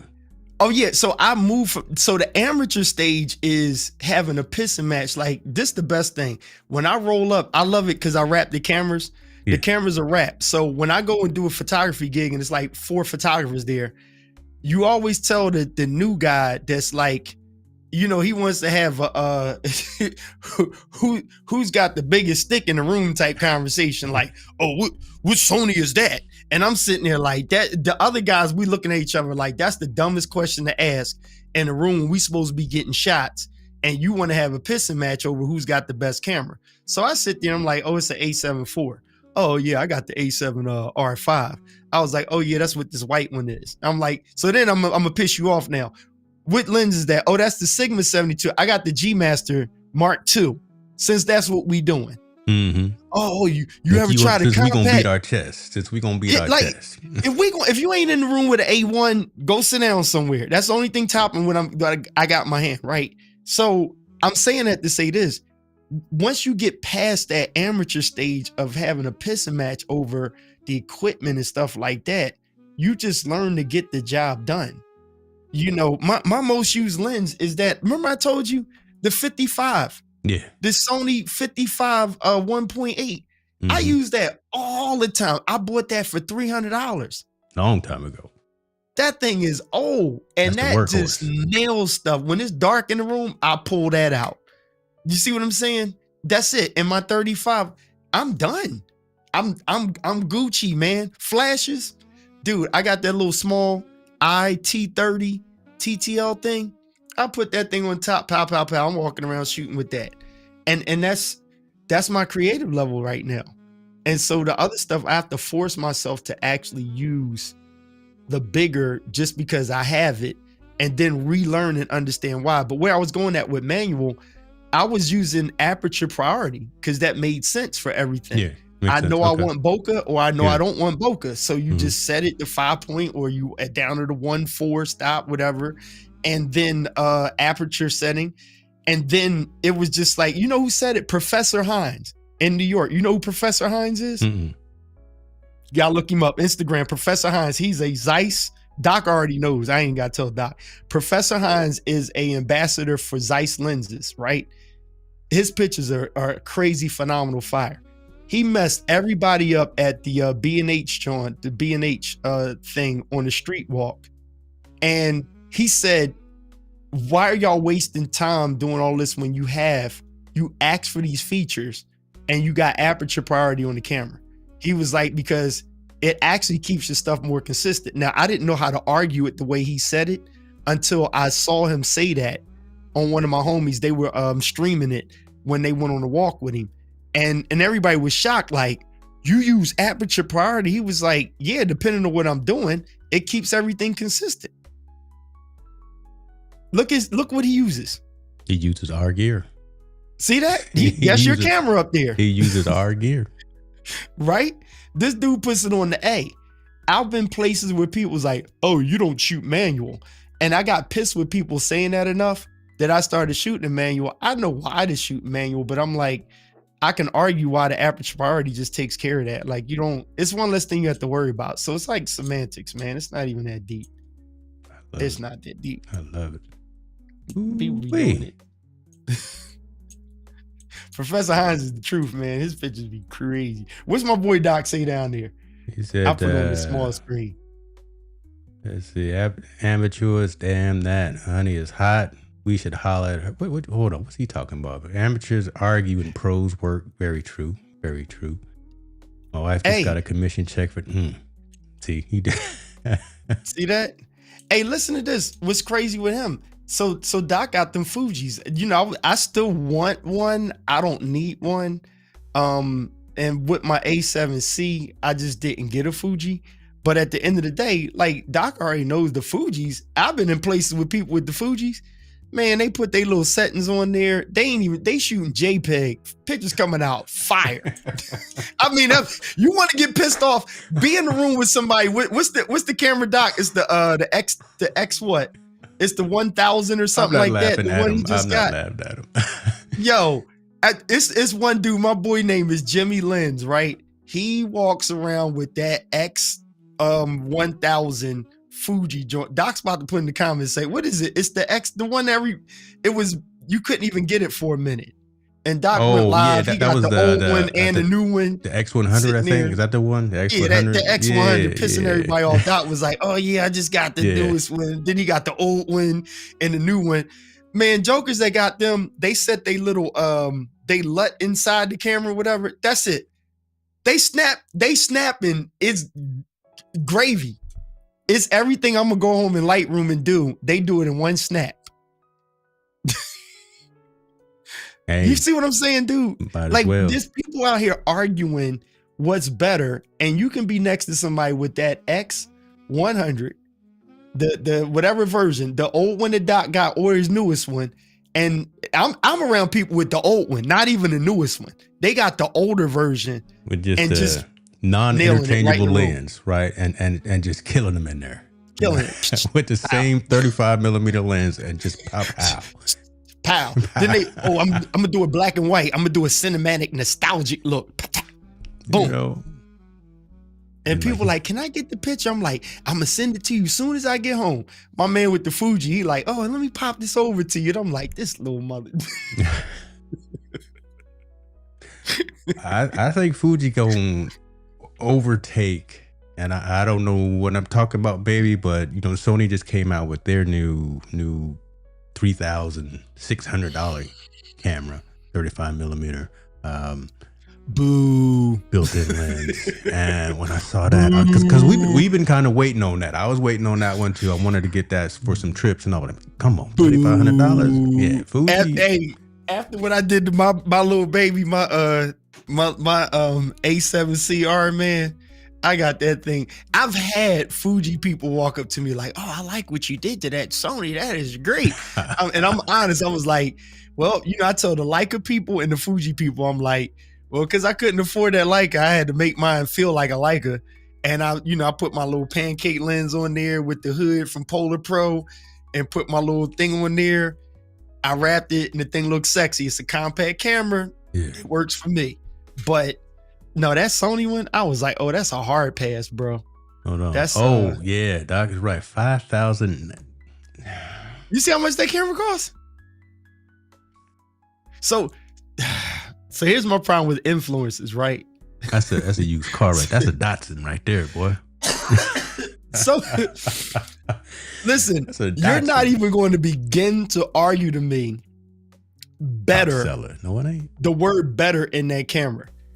I'm not even gonna argue. That's a Zeiss lens. It's probably fire. Here's the thing with Instagram. It's like this a guy. He had the Osmo versus his Sony G Master 2470 with a Polar Pro, filter on it, and blah blah blah. And he did the side by side. And one dude came in the comment section. He was like, "I'm not trying to hate on your post."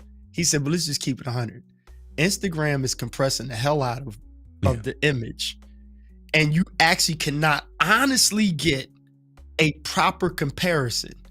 And he's like, to your argument, And most people, if they're wise enough, the Osmo looks just as good, if not better.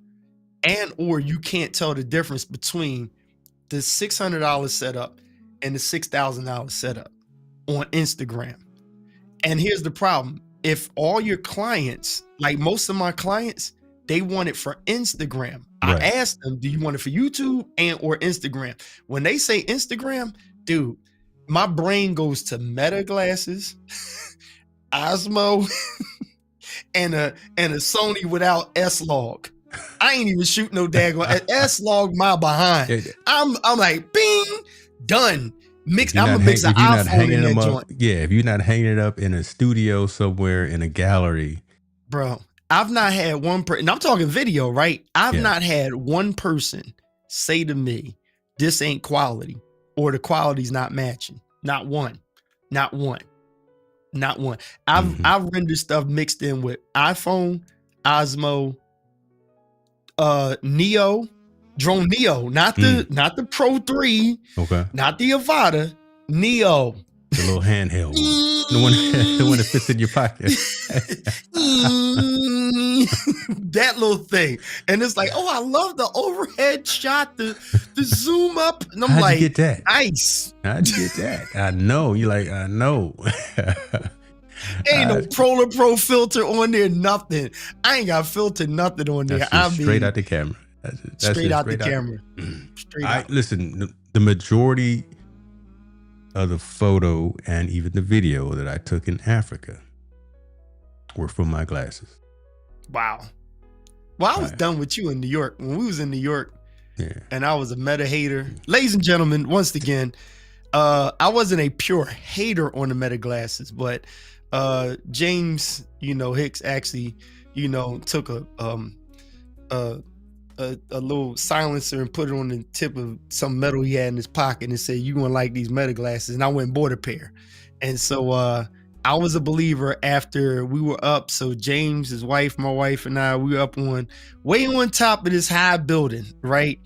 And I was trying to get the pictures and stuff, but James got all the footage right here with his glasses. And when he sent me the footage, I used the footage and looked at it and was like, oh, this is great. I did not say, oh, you should have had your Sony camera. Oh, you should have had an Alexa. You should have had a filter on there. He went right out the glasses and it was fire. So yeah, I'll be using my Metas now. So James Hicks is the reason why I use Meta glasses now. There it is. I said it. I'm using that for all kind of marketing material. Ladies and gentlemen, that's going to be cut up in about 2 hours and be all James all Hicks over the is internet. reason. Just so you know. Ladies and gentlemen, that's going to be clutch, all over the internet. They clutch, man. Yeah. I don't like the Oakleys though. No, I hate I'm not them. an Oakley dude. I'm not even worried about getting they got it those. cutting this way. I was no. like, then they got them in white.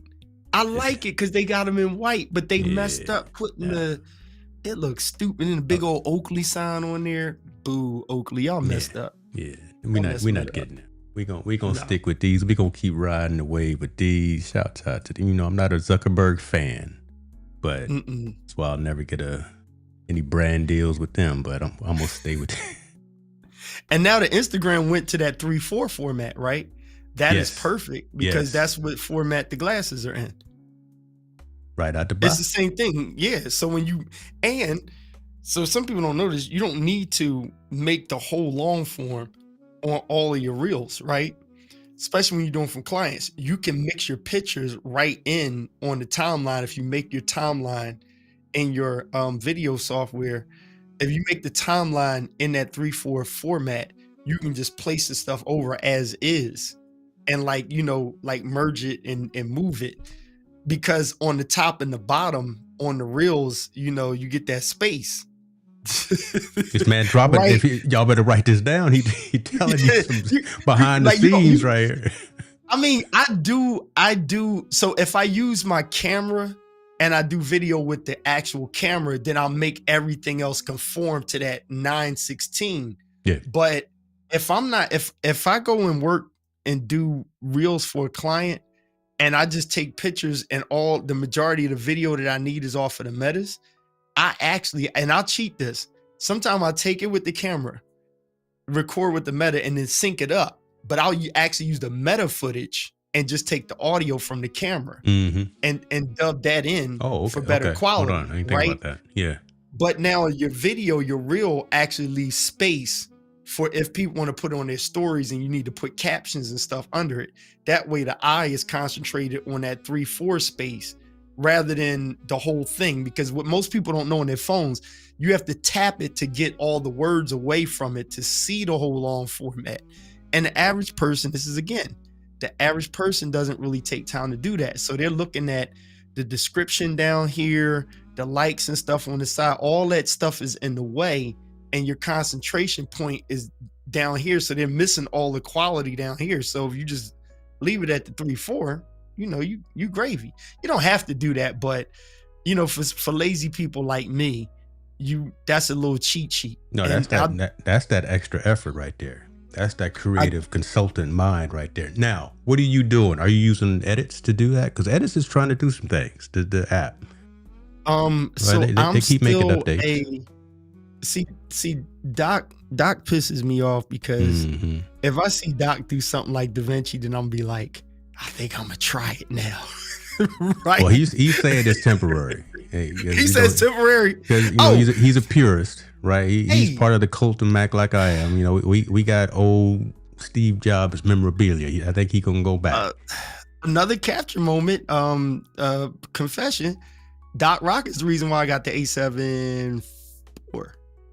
Yeah, Doc's the reason why I got the A7 IV because I had the A7C, but it was Doc because when Doc was talking about that camera coming out, I picked his brain on why would I need a professional camera in X, Y, and Z, and it was actually Doc. Yeah, I got the A7 IV because Doc. That's when I jumped into it, and then I got wind of the 70-200. I was about to get the old one, and then Doc was mentioning the newer one was coming out, and I was like, oh, I'll wait for that. And that's when I got the 70-200. So yeah, so you on the Meta glasses and Doc on the A7 IV. I got the A7 IV because listening to Doc and picking his brain. Every time we all talk amongst ourselves, somebody's stock goes up and somebody's wallet gets a little bit lighter. Folks, I talked with Keith 3 days ago, and we started talking about Amaran lights. I don't need no more lights. I don't need Amaran is the truth for sure. And you know, I got some contacts at Amaran, but here we go.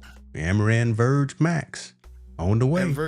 That Verge Max is cute. I got no problem with these. There may be some lights. Real estate, man. You get the I'm space just gonna say back. there may be some lights for sale, and before you know it, because I haven't bought anything in a while. And then next thing you know, like I said, I talked to Keith 3 days ago, and that's just what we do. That's just what we do. And there you be. There we be. Mr. Riley's in the building. Talking about good conversation. Upgraded my eye prescription. I've been thinking about the Metas. Get them. Don't even think twice. Go to your Lens Crafters or wherever. Put your prescription in them. Get it done. Get it done. You know how much sense they make, man. The Metas, the sense that they make.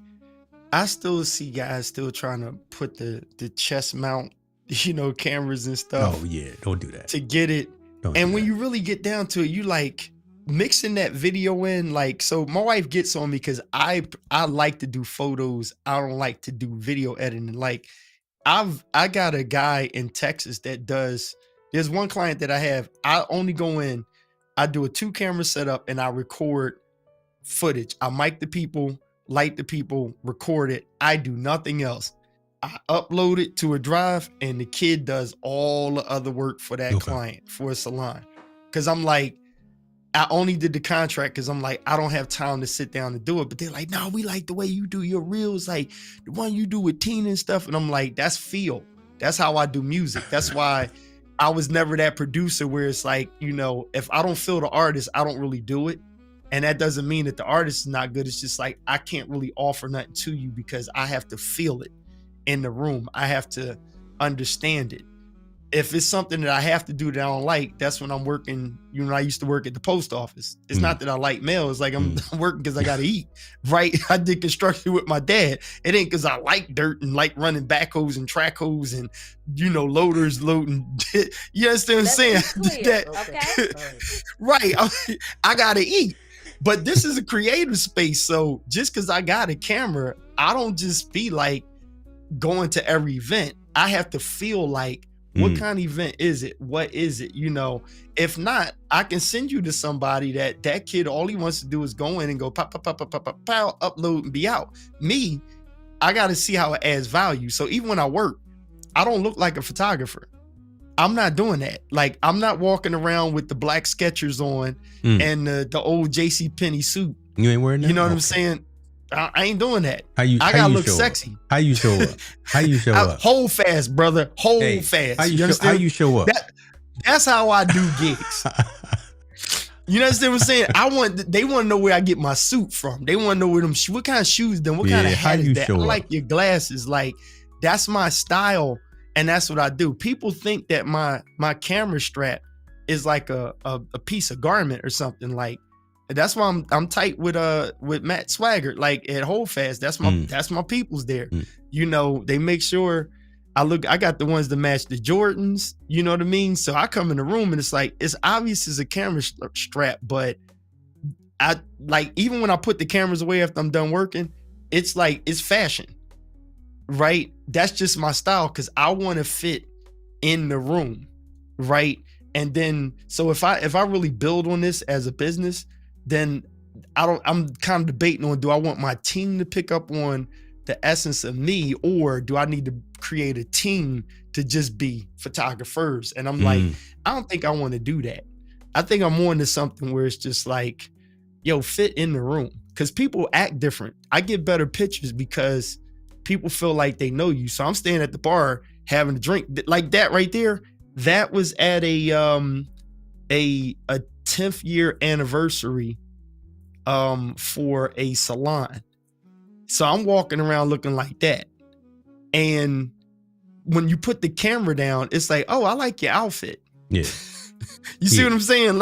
You just blend in anyway, high fashion, right? Yeah. And you want to make people not say the camera guy, but they know it is the camera guy, but it's just like, are you just here with your camera, or are you working the event? You know, I don't want nobody looking at me, oh, yard boy. Summons here, sir. Take this picture. Can you bring me a drink? Yeah, can you bring? Yeah. I'm working the bartender. Lord, I'll be having the cougars like, oh, can I take a picture with you? I mean, they get a couple of drinks in them. They be like, baby, come here. No, I don't. No, I want to get in the picture with you. And the mama pull their phone out and taking the selfie with me. Like, I want a picture with the camera guy. I was like, all right. You know, and then in that moment, let me get your Instagram. I have my dot. I have my dot on my wrist or on the back of my phone. And they like, how I need you for my 80th birthday party. Here you go, baby. Here you go, baby. Tap that right there. Tap that NFC right quick. I came with you. Let me tap that real quick. Oh my God, I came with you. This brother, Keith, I know. Hey, Keith be killing them. Boy. I know. I ain't mad at you though. Hey man, I'll be tapping them cougars. You hear what I say? I'll be like, shout out to all the photographers. You better tap them cougars, boy. They got that bread. They be like, baby, you know my 70th is coming up. I like that photographer. They daughters be coming over. My mom wants you to do my her 70th birthday party. You like, I got her. Just hit me up. Just hit me. Let me know your numbers. Mm-hmm. Lord have mercy. I ain't mad at you, boy. But I'm gonna try not to get you in trouble. You know, you ain't gonna never get to do no more gigs. Like, oh, that's what you be doing? Oh yeah. Boy, listen, I would have made some nice bread off of them cougars, boy. Yeah, see, Doc said the same thing. Don't let. Yeah, see, don't let Tina. Hey, Doc already know his sister DC. She almost be pimping me. She be like, he can do it. What's the dates? And she be getting her commission too. She be getting her commission. She be like, she'd be right there with her Excel spreadsheet talking about this is the price. This is the price. Hey, Y'all know how your girl is, right? It was one gig. I priced it, and then when they sent the money, I was like, yeah, they sent $250 more. She said, oh yeah, I did the something she did in the invoice. She was like,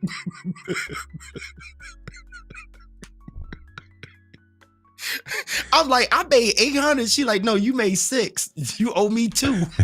Damn. I don't take no Cash App. I don't take no Venmo. Bruh, I want it tonight, right now. Y'all girl be like, nah. Hey, I know, and again, that's why I keep this on point. Let's be clear, okay? I keep that close all the time, just in case. So okay, we got a couple of comments. People was asking. So Tallboy was asking about any AI tools that you use. What you using?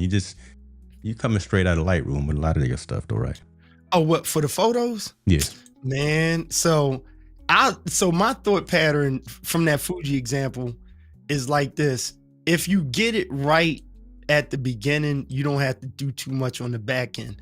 Like, I used to do all that editing stuff, like digging in and stuff. But then once that generative AI feel started coming in, I was like, if you got to rely on that, you kind of ain't that dope as a creative. Yeah. Right. I notice I'm not going to say photographer, because there are many types of things. Yeah. A wedding photographer, and my guy that works at City Hall, he needs Evoto AI.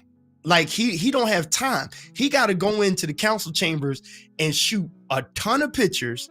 He got to upload it, and he got to hit one button to fix white balance, all that smooth skin out and everything. And he got to turn that in by 3 p.m. So he needs to have that. He has an AI tool that some of y'all know about this software. You do a certain amount of pictures, turn them in, and the AI actually understands your style, and it knows how to attack each picture with your style. And Lightroom is about to come out with something that does that a little bit, but it'll figure out your style. To answer Tallboy's question, I made my own presets in Lightroom.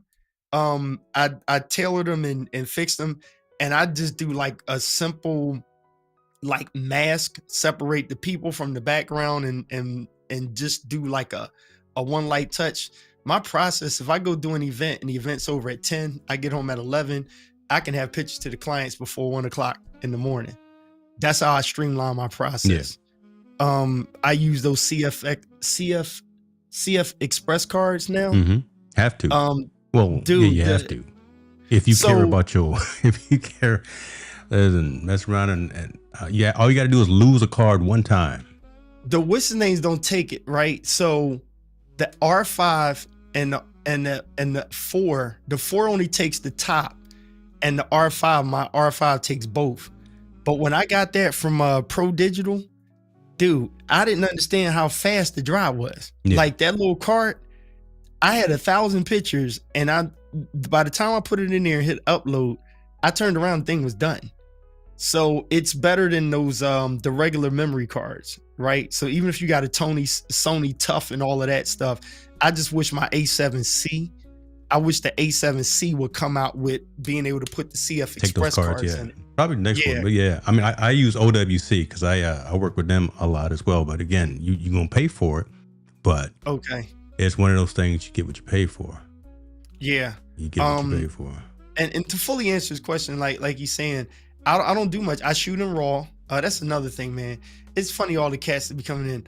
Oh, the white balance. I get it for video if you don't have a Ninja and you're not, going right through the camera into RAW or whatever. But it's like when you shooting photo, just put the damn camera in RAW if you're doing an event, and you can take care of the white balance later. It literally takes me like a second to fix that. I've been in rooms where you turn this way, the white balance is doing that. You turn that way, is doing that. And the knucklehead in the room that's trying to set the white balance for this is like, well, dum-dum, you got to do it again if you turn that way. You got and if you do a custom white balance, you kind of screwed because you have to change that too, because your custom is only set for when you turn that way, but the lights are different on that side of the room. So you just shoot in RAW, right? So you shoot in RAW, you upload it into Lightroom, and then you do your simple, whatever your edit style is. Yeah, whatever your presets or your profiles are. Yeah, and so the camera, inside the camera itself, when you shoot in RAW, you can set the format. So I have 3 settings on the camera. So if I have a client that wants everything for Instagram or for reels and I'm mixing photos, I put it on my memory 3 and it's 16:9. If it's somebody needs square, I got a square and black and white setting, and then I have the regular 3:4. So you come in Lightroom, it shows you everything in the 3:4. If you say original, then it'll go to the full 2x3. But as far as editing, I keep it simple, man. I only do one color thing or black and white, and only for certain clients that if I do experiments with me and Tina and people like, I like the picture that you did with this or that, the third, I have other LUTs that I use, and that's the only time I give that to people. Other than that, nah, I just And I keep it simple. and that keeps your stuff looking like you as well. Yeah. Consistent across all your different projects and customers that you work with, right? By not going out and trying to do a whole bunch of different things every single time you get a client or every single time you get an event. So that's dope right there. Doc was saying, He just texted me too. he I'm looking at said he something. tried to I just tried something from Papua New Guinea. See, that's the problem with Doc. The problem with Doc is I trust this stuff that he talks about because I know he knows it. Mm-hmm. Hey, let me advice to people, man.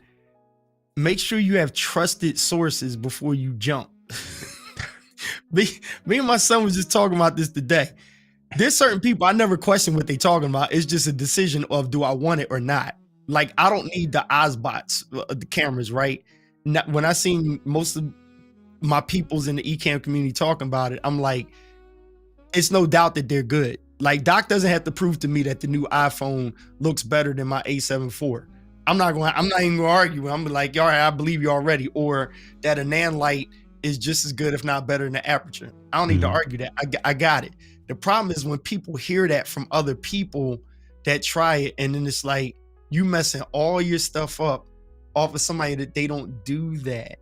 Right? You understand what I'm saying? Like when it's like this ain't really what you do, or it's not evidence that that's what you on. I'm not. You got to tune that out, or you'll never get anywhere. Right? So something you said earlier, like we know this, you, me, Tallboy, Doc, a few other people, Kevin. I see. Shout out to Kev, my boy Cox in there. I see you. In the building. Yeah, you'll hear certain people go through stuff and talk about stuff, and it's just like, why are you changing that, or why are you asking me about this or that product? Like, if you already on Nanlite, you don't need to go get Aperture, right? Or Amaran. If you already on Aperture and Amaran, you don't need to go Nanlite. Like, that's just my opinion on it. Like, you don't need, if you already shoot in Nikon, you don't need to go Sony unless you really have your why. Okay. No, well, feel what I'm saying. I'm messing with you. Yeah. Yeah, the girl that I shoot with, shout out to my buddy Crystal Bailey. She has, when she does events, big events, she has her go-to people. She has a host of them, but at most events, it's myself and there's this girl named Bree. Bree, cute little light-skinned girl, camera bigger than her. She shoot Canon DSLR, not mirrorless. Canon DSLR. We both turn our pictures into our girl Crystal, and Crystal's brand has our pictures on it, and there's no distinction on this is better than that, that's that. We both have our styles of shooting, and we give the client what they want, and it's fine. She has been a Canon shooter, and she's not even a mirrorless. And me and her were talking. She was like, yeah, I was thinking about getting a mirrorless, and I'm like, I'm late. I was like, wait, and I picked the camera up. I was like, Jesus Christ, like this joint heavy. Like you walk around with this big heavy camera, and I'm like, I thought it was a mirrorless Canon. It's not mirrorless. It's DSLR. So I mean, to each his own. And so when I roll up on people, they're like, oh yeah, I'm tired of Canon. I just want to say to some people, like, don't get sucked into that. Like, if you know why you're tired of Canon, fine. But don't just be jumping ship. Look at Nikon. They about to come out with a better AI focus, like an autofocus something, whatever. But the Sony nails it. So I don't need to, just because something's better, I don't need that. Just because it's the latest and greatest. Don't go there. You ain't got to. You ain't got to. Gretchen saying the Canon girls rock though. You know, she old school Canon. Appreciate you for being here, sis. Look at her. I love it, man. Bruh, see, Been too long. Been too long. Hey, see, Doc got me looking at. I don't even know how it's for Orico What y'all Thunderbolt buying? 4. It's a 4-in-1 card reader. It's a Orico Thunderbolt 4-in-1 card reader. Oh Lord, let's see. That sounds see that's why I'm saying the trusted source is 4-in-1. So if it's doing CF Express and the regular and the micro, it's got all them joints. That's something that I would use, and it's speedy too. Okay, Yeah, so I'm it's trying speedy. to find it. Is it it can't be this. Oh, that's an 8-in-1. $35 No, on Amazon. he sent me the link. It's one of on Doc's Amazon? links too. Okay. No. Well, I don't know where it's at, but he sent me the link. Oh, he didn't mess around. Hold on, he didn't mess around. Did a video on it. Yeah, he did a whole video. You got it. Yeah, come on, man. Yeah, I couldn't mess around. he did a whole video. Now look. Here's what's crazy. You see his camera game on that? He's using the Look at same. the depth He's of still field. he's still using the same camera that he's been using forever. But look at it, right? The black mist filter probably. If he's still, because you can tell by that light in the back. Yeah. The black mist filter on there. Look at the depth of field, the lighting, the separation, all of that stuff. He don't need to fix nothing. No, he's still using the same camera that he's. He's shooting it too. Ooh, he's shooting it in 60p. Okay, hold on. Let me go and change. Well, That's dope. What lens is that? That's what I'm like. Is it 24? That's what 16. I want to think it might be a 16, but Doc, correct us on that. What lens is that you're using? Like, I like it because it's it's got that wide type of situation going on. I can guarantee. Well, I'm not gonna guarantee. He's in the comments. Come on, or you can come on screen, brother. He probably still using the ZV-10. Is it ZV-E1, ZV-10? I can't remember the ZVs Dude, anymore. I'm still But on he the probably ZV-E1. I'm still.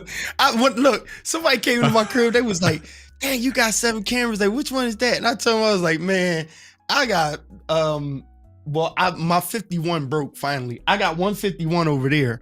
I still use the 51 wow. A6100s. So it's 3 A6100s, a 6600, a ZV-E10, and a 51. That's it. I'm never changing these things. And you don't have look how long you've been using the 51. So he's using the ZV-E1 now, which is dope. And the Tamron 17 to 28. So Tamron, I think that has the USB slot where you can upgrade the firmware directly on the lens. So that's dope. But the fact that he's shooting in 4K 60, right? He's doing he's doing the Tom Buck thing. I love that. Yeah, bro. I love that. It look good and clean too. Yeah, you see that? I'm gonna rest around and go 60. Look good and clean. Hey, I got that fiber going now, so I can do those kind of things. That's why I got that fiber in here. Miss Heel is in the building. Ana Heel. Who? Ana Heel is in the building. Hello. Hey, how you doing there? Hey, man, this technology. When I say a standstill, I really believe technology got to a crazy standstill in height, and it's those. I don't want to call them knuckleheads. It's those people that waste time, again, back to what I said, that try to do the comparison. Like now, what's that? Up. I mean, never catch up. Convenience is always going to win. Hold on. That boy said, "Look at this." The boy said, "Look at the video from yesterday. Look at." Hold on. Let me zoom in on that man's head. Look at him. That boy clean right there. See that? It's not hard. Look how long we've been doing this though, right? And you have people still trying to figure out how to go live to do stuff. Look Ladies at that and gentlemen, I want to separation say on that again, boy. is you can get it right, and that's been his MO since the pandemic. Yeah, he got more patience. He got more patience than I do, and I've had the conversation with him, and I know I've had it with you, and I know I've had it with Tall Boy as well. I'm kind of done having. I don't have that patience with folks anymore. Either get out of your own way or be ready to move, because we not sitting around anymore. But good Lord, Doc, you look good, brother. You look good. Of course, that's hot. Hey, it's like with sound, right? I got over the sound stuff. I told you I got the Apollo the rack mount because I needed to make sure that the mics on the table had the same quality and I could throw the plugins in here. Some of my studio buddies came over and they said, yo, the air conditioner is running.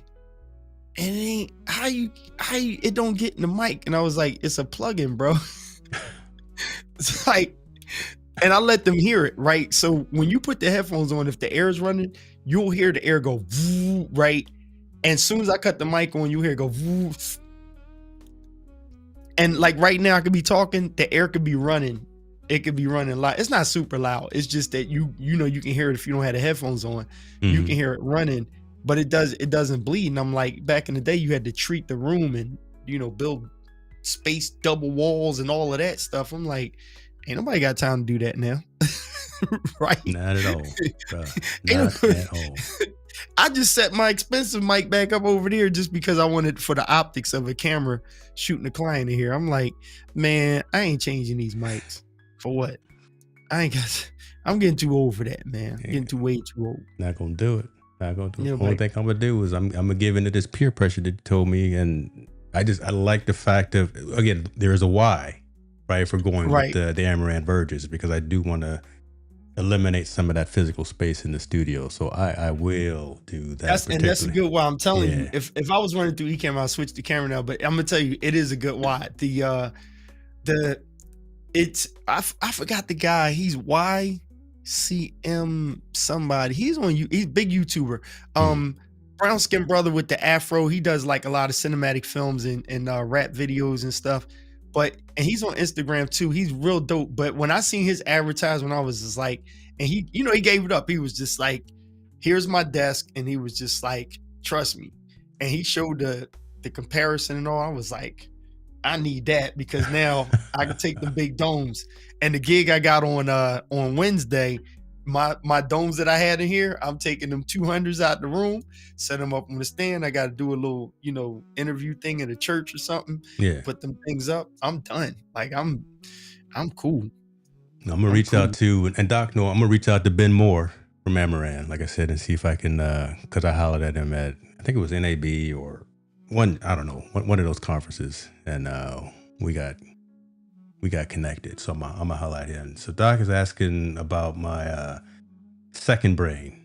Right, let's get into this right here. It's essentially just a summary of what's jumping off on a particular video that's watching. So I can click on that, and it will use AI, log into ChatGPT, and it will summarize that particular video. Give me the transcript and give me a summary of what's going on. So I don't have to watch the whole video if I don't want to. Oh, look at this. Yeah, so it's giving me every single thing that Doc is talking, all the highlights, all the bullet points that anyone is talking about on that particular video. And I can use that for research. I can use that for whatever. But again, if I don't want to sit and watch the whole 15 minutes. Hey, all that quality work you put into that.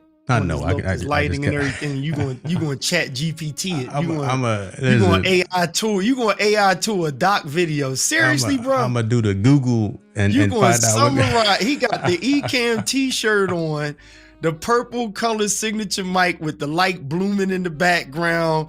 Look, he got the light over top. Look, and you look. Hold on. Shout out to Doc. Represent. That's my Doc Rock light over there. You going to summarize this thing? How dare you? I ain't using it until just now, and because he asked. But you know what? I'll delete the plugin if y'all gonna have problems with it like that. I guess we done. No. Hey, I was this many days old when I figured out about Claude. Is it called Claude AI? Yeah, Claude is the truth too. Dude, don't have to pay attention if you don't want to. Man, I had it, and Tina was on one of her work calls. And I was like, watch this. I did a morning. It was me and Tina and the boys at the table, and I put it on, and I like put it into the phone.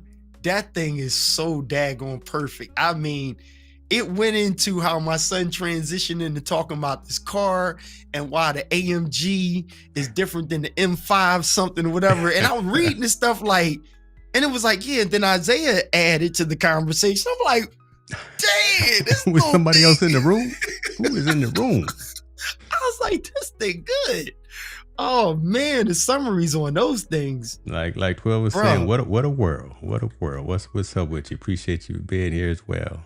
Oh my gosh, man. So any questions about photography or something? I don't know. Anything, man. I'm gonna say this though. Again, I can tell that the world needed this as much as selfishly, I'm gonna say I needed this, right? It's been too long since we had these conscious conversations. And folks is here chiming in, staying the whole time. Doesn't matter what we talk about. We can go off the rails. We started talking about Dave Chappelle. Oh yeah, that's the best one. That's the best. I gotta go back to Dave, man. That's my guy. All right, I'm not gonna put you on the spot and say we gonna get back on the regular cadence. I'll do that offline, so I'm not gonna put you. It's not gonna be recorded. God, I keep looking at Doc's video here, but that boy, okay, that boy got that quality crazy, ain't it? Yeah, that quality. His big head looking at me though. Let me switch screens. There we go. So look, let's take Doc for example, right?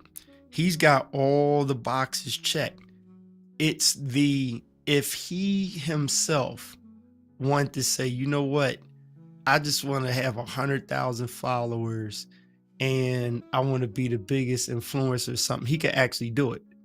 Right? It's you have to want to do it. Like you have to be honest about what's my why in doing it. Right? Some of us can, like you, myself, and many people in the comments section, I want to say to everybody, you can actually get there. You have the ability to do there, whatever it is. Like, the funny fact about me is I'm really battling with, I don't want my photography success to go into, I'm booked every weekend for like $2,000, something like that's not my goal. Like I want to be on a private jet with somebody because they're going overseas or they're going to an event and they want the pictures that I'm going to take the way I take them. They just like, my dream would be to roll out with Swiss and Alicia Keys, and they're just like, yeah, you and your wife come with us. We going to, Cabo or something like that. And we just want you to take pictures with the family, the whole thing, and turn all the pictures into us. No problem. Cool. I'm there with a laptop doing that.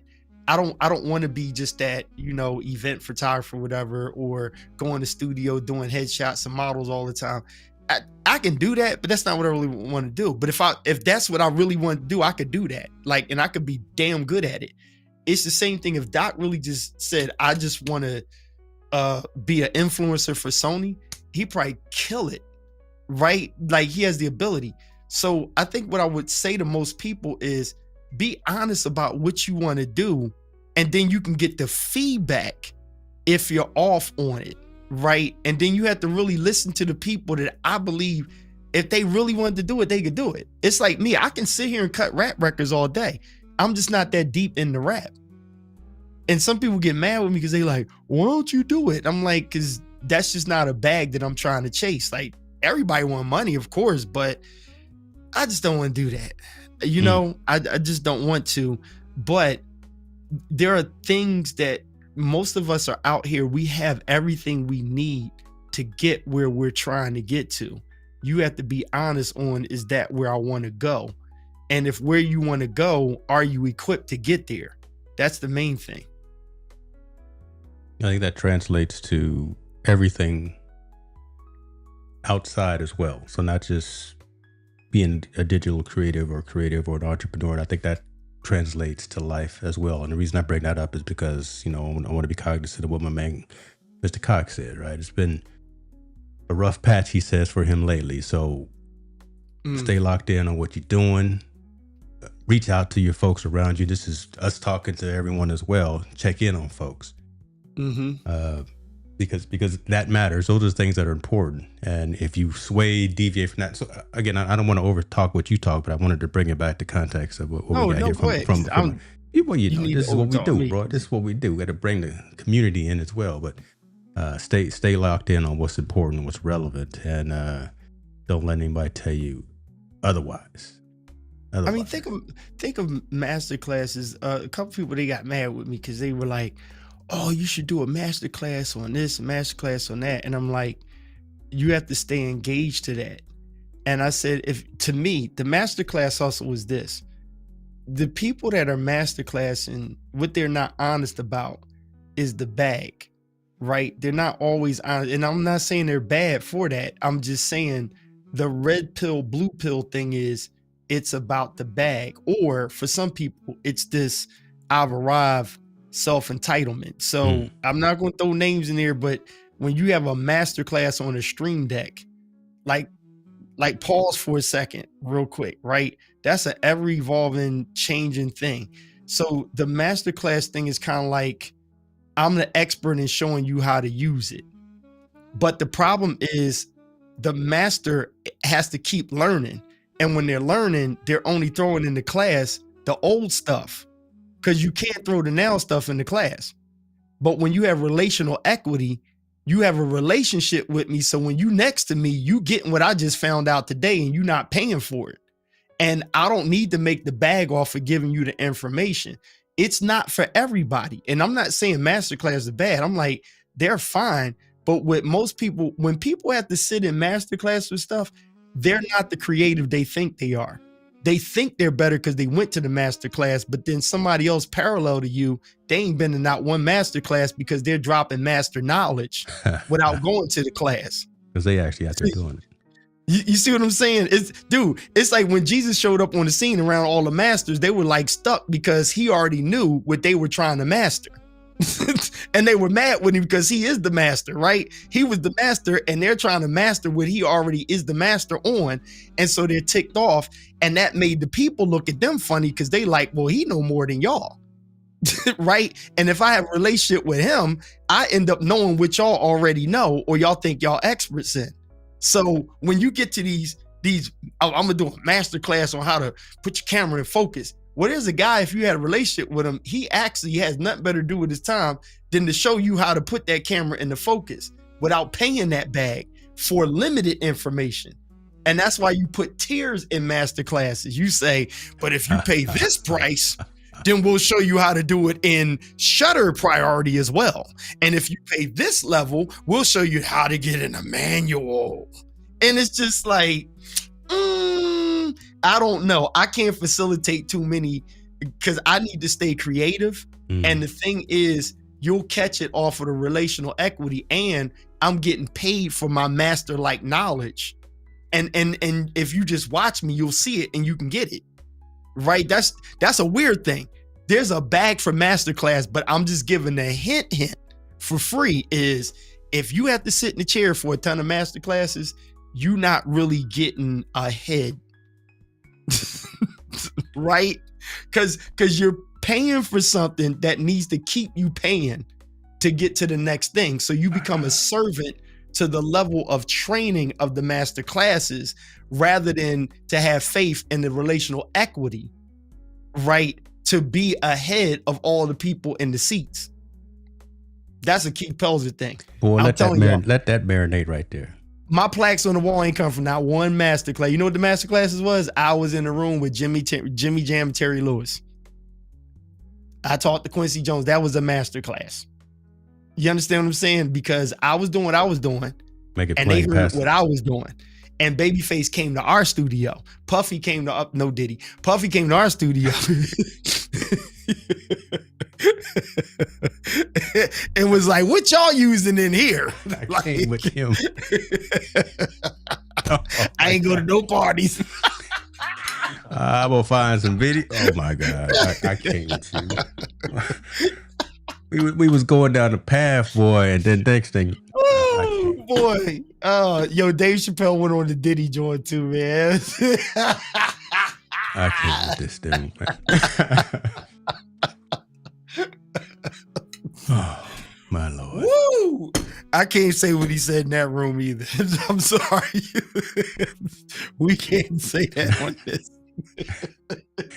We gonna mess around and get a strike, a fine. We go lawsuit. We was going so well too. Oh, he said it was going well. We went from Jesus to yeah, because boy, that was gonna go in the script in like an hour and get chopped up. And now I don't know what Lord, I'm just gonna put all kind of B-roll on that. I don't know what's happening. I'm sweating just right there. Oh man, I love to hear people's perspective on it though. I've just seen too many damaged people from quote unquote. I think there's a new way to do masterclass. You're better to pay somebody to be a mentor in something, or gift them or reward them for their time and they're pouring into you, or bring something to the table that you can offer. Yeah. And then the knowledge. And now with YouTube, dude, like honestly, everything is out there. You just got to be wise enough to know how to do it. So like for me, if a new product comes out, the only reason I bought The Verge was because I went to YouTube and I knew to look at least 5 different ones. And I can tell in about 20 seconds into it, are you going to give me the information I need to know? Or I may have a why. Why do I need that? Is the light comparable? Is it less? Does the wattage, this Verge light I got on here, I only got it at, I think 15% at most. Like I can light this room up with that Verge, with the Verge Max. So, so then the influencers are out there running all the specs. And I'm like, the average person doesn't understand what that translates into. And when you set your aperture, you set your ISO and all of this and that stuff, you don't need a light in the room at 80%. So when somebody tells you, oh, the new light ain't no good because it's only 100 watt, it's like, yeah, I only need like 40 in this room. None of these lights in this room are above 15, 20% anyway. So yeah, that's what's the Keith Pell's rant. Some of us got to repent on the masterclass y'all been to that gave you an equipment list, and every piece of equipment you got off of that masterclass, you getting rid of, or you trying to sell it to somebody that don't even know.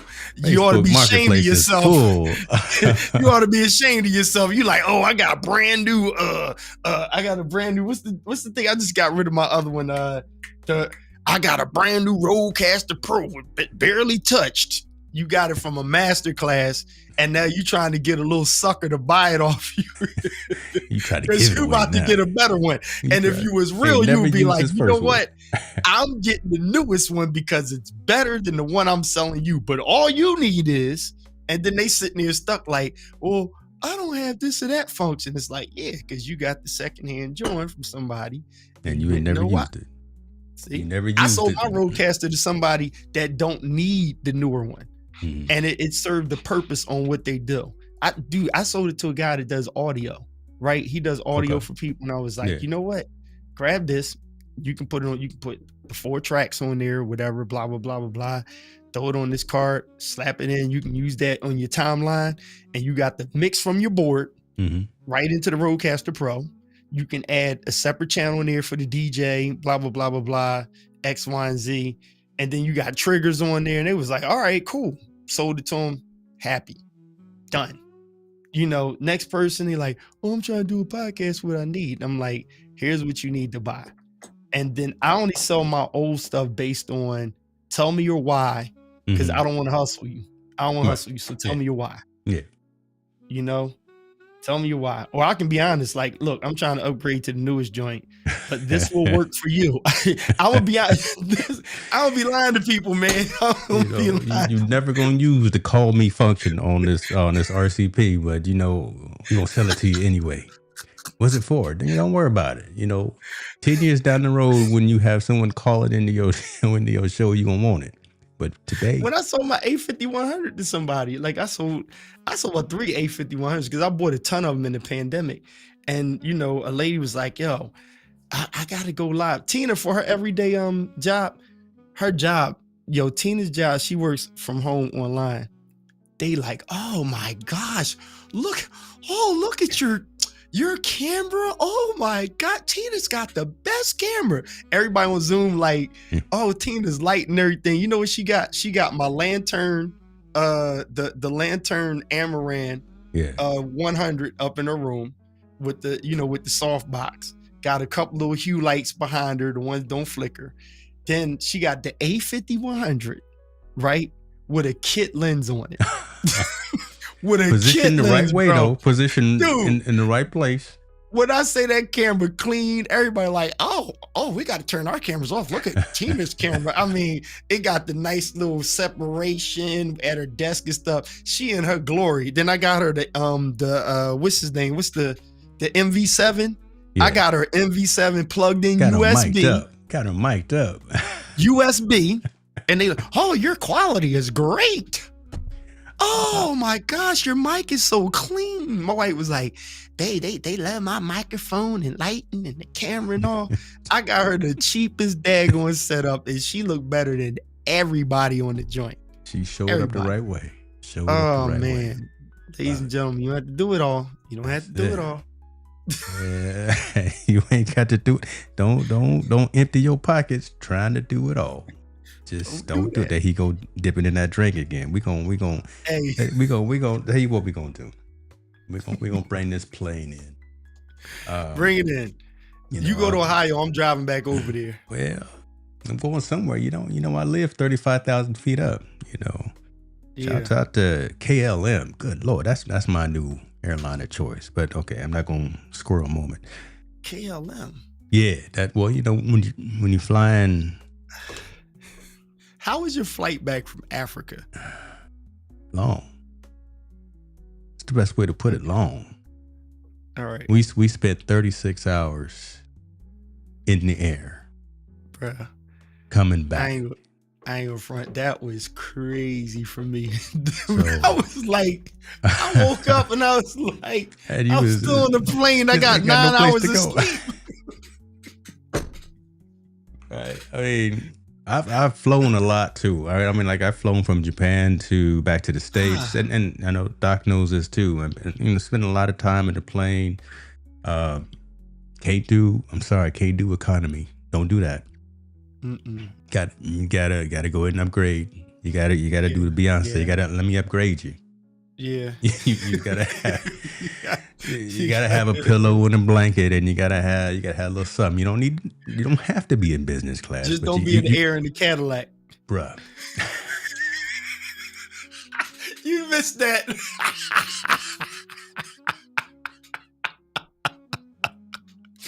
Just don't be in the air in the Cadillac in Texas, boy. Them ropes fell on her. They got fired, boy. Whoever that is, they got fired, bro. I say because we went to see the show in where'd we go see it? We went to the show in LA. I seen y'all. That's right. You saw it. We was there doing the thing, and it worked that night. But sure enough, she went back home to Houston. That Cadillac. It started dipping a little bit. That joint had a gangster lean. That joint was Compton Caddy. That was her Cadillac had some hydraulics on it. Yeah, her Cadillac had some hydraulics on it. That joint starts. Stop. She said, "Hold up, low, sweet cherries. Let me ride." That joint like this. I bet. I know somebody probably had to upgrade their LinkedIn that night because they no longer part of that crew. Man. Lord have mercy. I don't know what we was talking about, but we we got to a leaning Cadillac. No, I was actually about that flight back from Africa. Oh yeah, I was talking about KLM so we flew Qatar most of the way to and then back. Nice. We do. Yeah, man. Oh my God, them Dreamliners. And then the KLM, the big fellas too. Like I say, upgrade. But the flight was dope. Maybe next time I'll show some of the videos and the photos. I'm putting them on my Instagram. But yeah, everybody check out James' Instagram when he was dancing with the tribe with the chief boy. The chief took me into his tribe. Took me. Yeah, you saw that.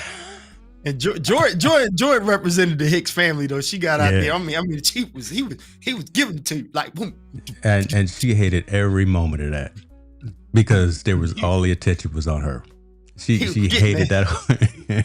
Yo, Hey, he was in. Dude, I spent 2.5 weeks in Africa. No, I was there for 3 weeks in the cage with a leopard and everything. But your joint, y'all was in them streets, boy. We I were- was in the streets. yeah, I we saw was- somebody get robbed with M16s. They robbed the kid. And our driver, I was like, we was in the car like, yo, what's happening right there? And they was like, oh, he's robbing him. And I was like, yo, he ain't scared. They was like, yeah, you just stand still, let them take whatever they would take off you and keep moving. We was about 200 feet away from M16. I there ain't was had a- no problems. All we had was There was we had about 5 sticks. cows walking across the street right past the car. It was somebody selling goat head down the street. I was like, man, get me to the church real quick, bro. I was so glad to get to Port Elizabeth because them streets wasn't no joke where I was at. You was in the sticks, bro. Hey, you see, that's what we got. My man, look at his shoes. The shoes are made out of tire tread. Bro, Yeah, you the was in my them size, streets. brother. So we was out there doing our thing, and you see what he got in his cup right there. We was dipping in a little something. That's some homemade moonshine. Chief was Oh, toe that's up the when we got homemade. there. Okay. Yeah, so we was lit, but we was doing our thing. Saw every animal we wanted. We didn't see the rhino, so we saw No. 4 of the big 5. Okay. We had a rhino kind of running after our car. I See, was there just he like, go. is he cool? There I was you like, go. he cool. they There you they was go. like, they stopped the car for a minute, and I was just like, we need to get on back to the front. My man don't like this car riding in this area, you know? Everybody need to go to Africa. Everybody, let's go. Steve Harvey got a joke. He had a bit, and the old school Richard Pryor bit. You know, it costs a bit. It costs a little bit, but save your money. But everybody needs to go and just hang out there for a little while. Now, where were you at specifically? Tanzania. Tanzania, okay. Yeah, we was in Tanzania, Serengeti. Yeah, we was out there. We spent 4 nights out there in the Serengeti. Ooh. Dude was saying, "Hey, don't leave your tent at night. If you need to Right. leave your tent at night, make sure you flash your flashlight so the little watchman can come out and help you." He said, "But you mess around, you leave your tent if you want to. You'd be like Yeah. Idris Elba out in them streets. Yeah, you be eating up, brother." You saw that movie, Idris. You see that movie, Idris was out in the street, and somebody wanted to go out. I forgot the name of the movie. They was out there, and the car broke or something, and they was in the middle of a lion war. Oof, yeah, that was a crazy joint. I don't know. Yeah, I can't mess around the streets, man. I'll even say this was pretty dope right here. Hold on, why is it not rendering right? Come on now. I got pictures with. Come on, IG. And I know I took the picture, so I know it's a. Hold on. And last year around this time, you was about to spend $5,000 on the camera to go to Africa.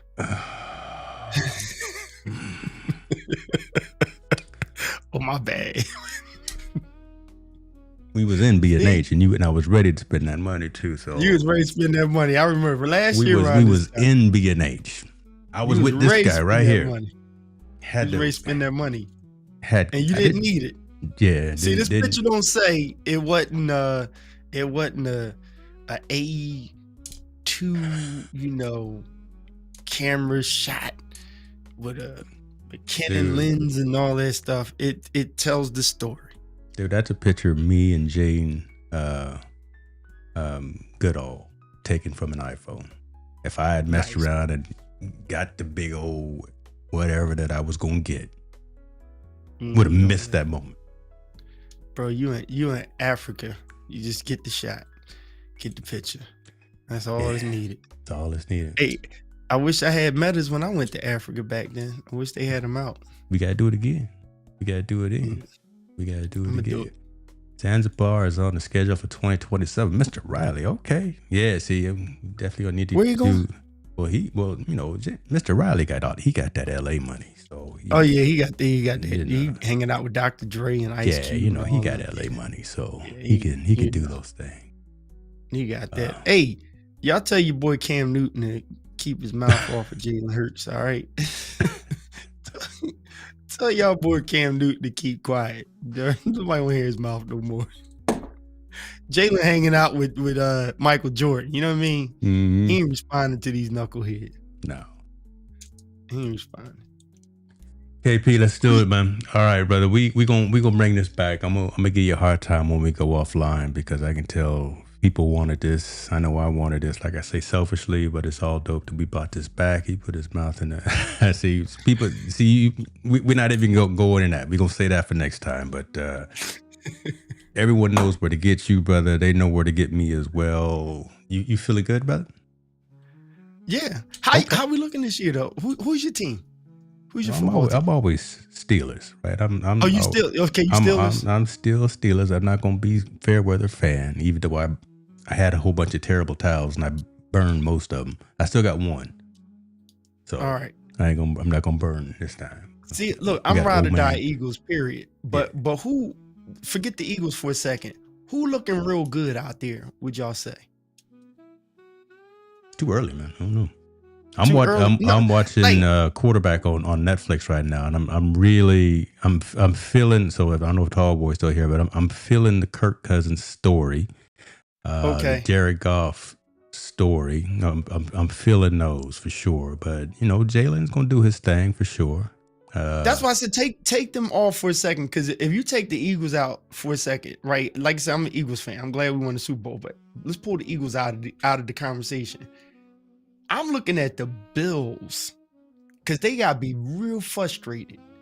And once we show what we did to Kansas City, the Bills have no other option from the fan base all the way up. If they haven't changed, it's like, yo, this ain't happening again. The Ravens, same thing. The Kansas City got the Ravens and they got the Bills before. So those are two teams that I'm like, if nothing much changed in there, they coming with some real fire. It could be Lamar's year. You know what I'm saying? That's what Lamar's year. That's what I was curious about, because I'm not as deep into football as everybody. I just follow my team, but I'm looking like, I'm glad we won last year, right? But at the end of the day, I'm like, now that the way we dismantled Kansas City Chiefs, right? And I love Andy Reid, the way we dismantled them. Like when I say dismantle, we dismantled them jokers. My thing is, all the other hot teams that were rolling, right? I'm looking at the Bills like, yo, if we had to face them, I don't think the game would have been the same at all. No, that's just me personally. I'm going to say that. I don't think the game would have been the same at all. That's true. That's true. And I'm still around with my team, but I'm like, I think we'd have been on more pins and needles. I think, and Doc, you talking about Saquon? Because Saquon is, I worry about Saquon. That may be what he's talking about right there. Josh Allen for Buffalo, right? I think he's still in his. I think he's still in his feelings right now because sinners. Cause what? He just got married to Haley that was in Sinners with Michael B. Jordan. Okay. And you think that's gonna affect him? I think I don't know. I mean, look, the team ain't gonna have it. Like the Bills treat their team like I'm being funny. I'm being facetious on that, because there was all these stories. If y'all hadn't seen Sinners yet, y'all need to go see it. But I know he was asked some questions about the movie and the acting. It was good acting. Mm-hmm. So maybe he gonna come with a little extra fire in him. So Bills are gonna be all right. I think. Oh, I didn't know. Okay, Kirk Cousins is following 47. I will never say his name, so I didn't realize that. Okay, so scratch him from the list. Tall Boy said he's switching to the Browns. He a Sanders fan. He a Sanders fan. Yeah, I don't think that's enough. The team ain't there though. The team, we already know Dallas ain't saying nothing. Who? Dallas, we already know they just I mean, your man yo, I want to get away from these guys. Michael say, I don't care, you pay me all you want to, I still don't want to play here. I mean, I got a couple more weeks. The season about to start, I'm bleeding green, but I'm like, I'm bleeding green all the way. But I am like, I think it's gonna be a nice year. But I'm looking at Bills and Ravens to make a lot of noise because I'm like, the frustration got to be hard. The Ravens is where we were before. When you man dropped that ball and then I was like, oh man, he dropped that ball. I'm like, poor Lamar, man. And then the Bills, I mean, the Chiefs got him again. I was just like, dang. So, and you know, them people, they shoveled that whole stadium out. They should. I mean, they at least needed to be at the Super Bowl. They shoveled the whole damn stadium Twice. out. I think it was twice. Twice, too. right. You know. I'm like, geez. Yeah, boy. So this is gonna be interesting, man. I'm like I said again, I'm gonna say it once again. I am green all the way, and I'm like, yep, I know our You first just looking couple for some weeks is hard. competition. You looking for some Huh? competition. Yeah, it's all right. I'm not. I don't want it. I don't want it. I'm like, we already got competition with our lineup, right?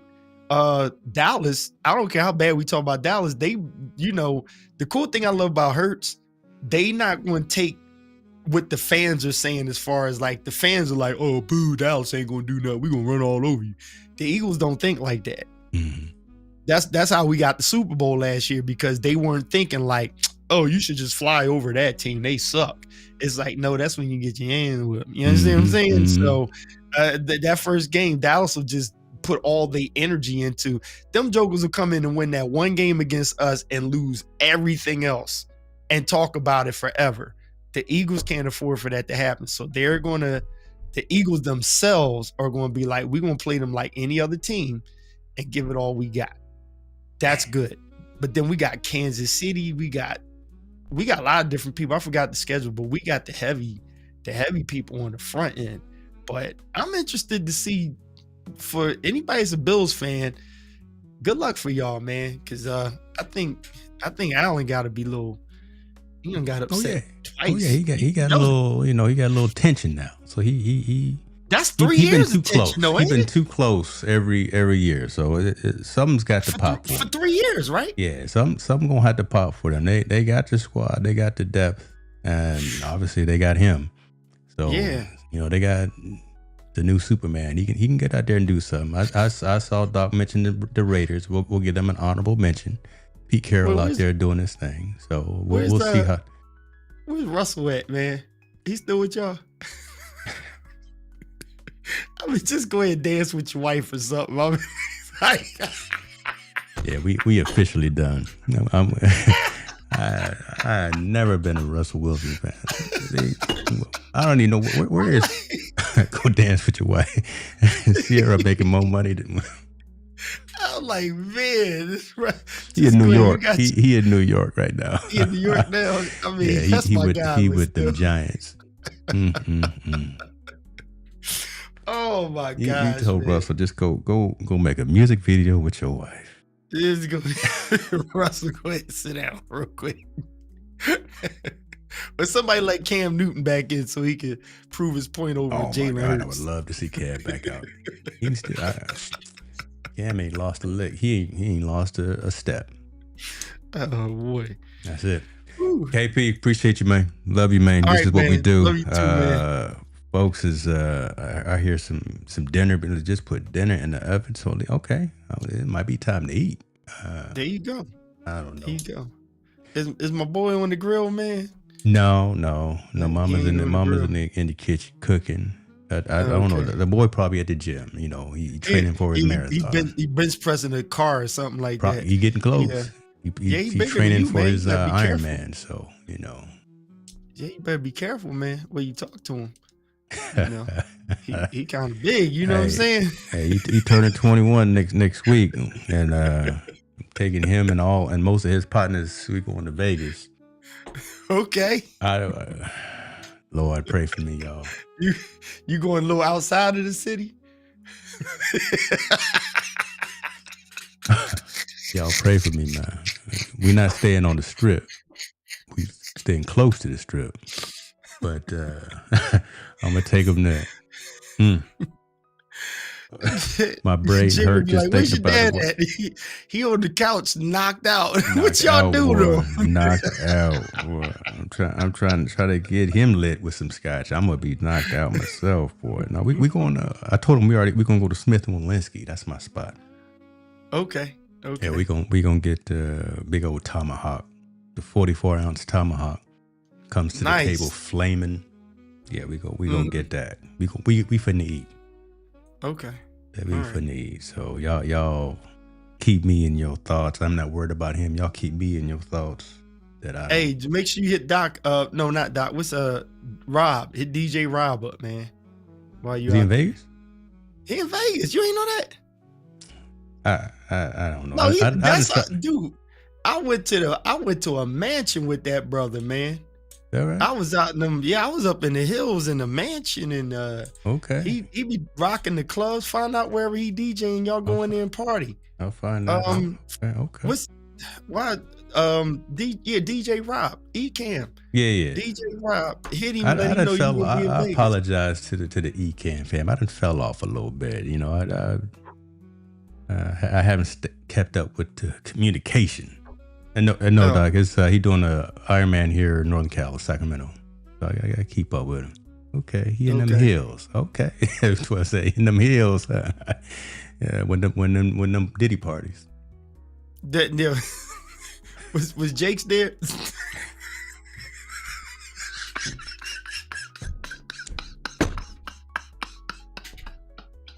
I just took my ears out. I can't hear nothing no more.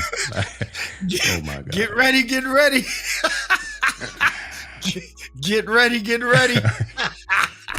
That, if y'all gotta listen close for it, because you know we saying some things that is kind of can go over your head. That's my guy, man. Yeah. We saying some things that may go over your head, man. And he didn't bought up. Oh Lord, he didn't bought up Pastor J. I wasn't at none of them joints. Dave Chappelle said the same thing. Dave Chappelle said about that Diddy stuff. He said, yeah, I was at Diddy's one time. He said, he asked me. He said, I was chilling. Diddy was like, so Dave, well, what else you into? He was like, video games, cameras. That's all. I mean, video games, skateboarding, you know, traveling. Like, what you want to talk about? From right there, he said, I knew from right there. That was a loaded question. Yeah. What else you want to know about? That's all I do. I read. Exit stage left.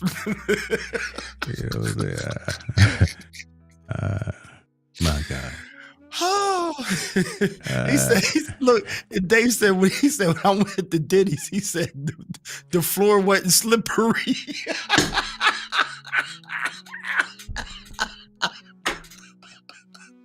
He said the floor wasn't slippery. He said, all I'm saying was when I went, the floor wasn't slippery. He gonna fall out his chair, ladies and gentlemen. He about to fall out his chair. I can't repeat half the stuff that was said in that room. That thing killed me, man. He said the floor was not slippery. Nah, Toy, we can't leave him alone. I know he's still in jail. We can't leave him alone. Just hit the button. Yeah, I'm just, you know what? Hey, you gonna have Shay on next week? He ain't got no job. He ain't got nothing to do.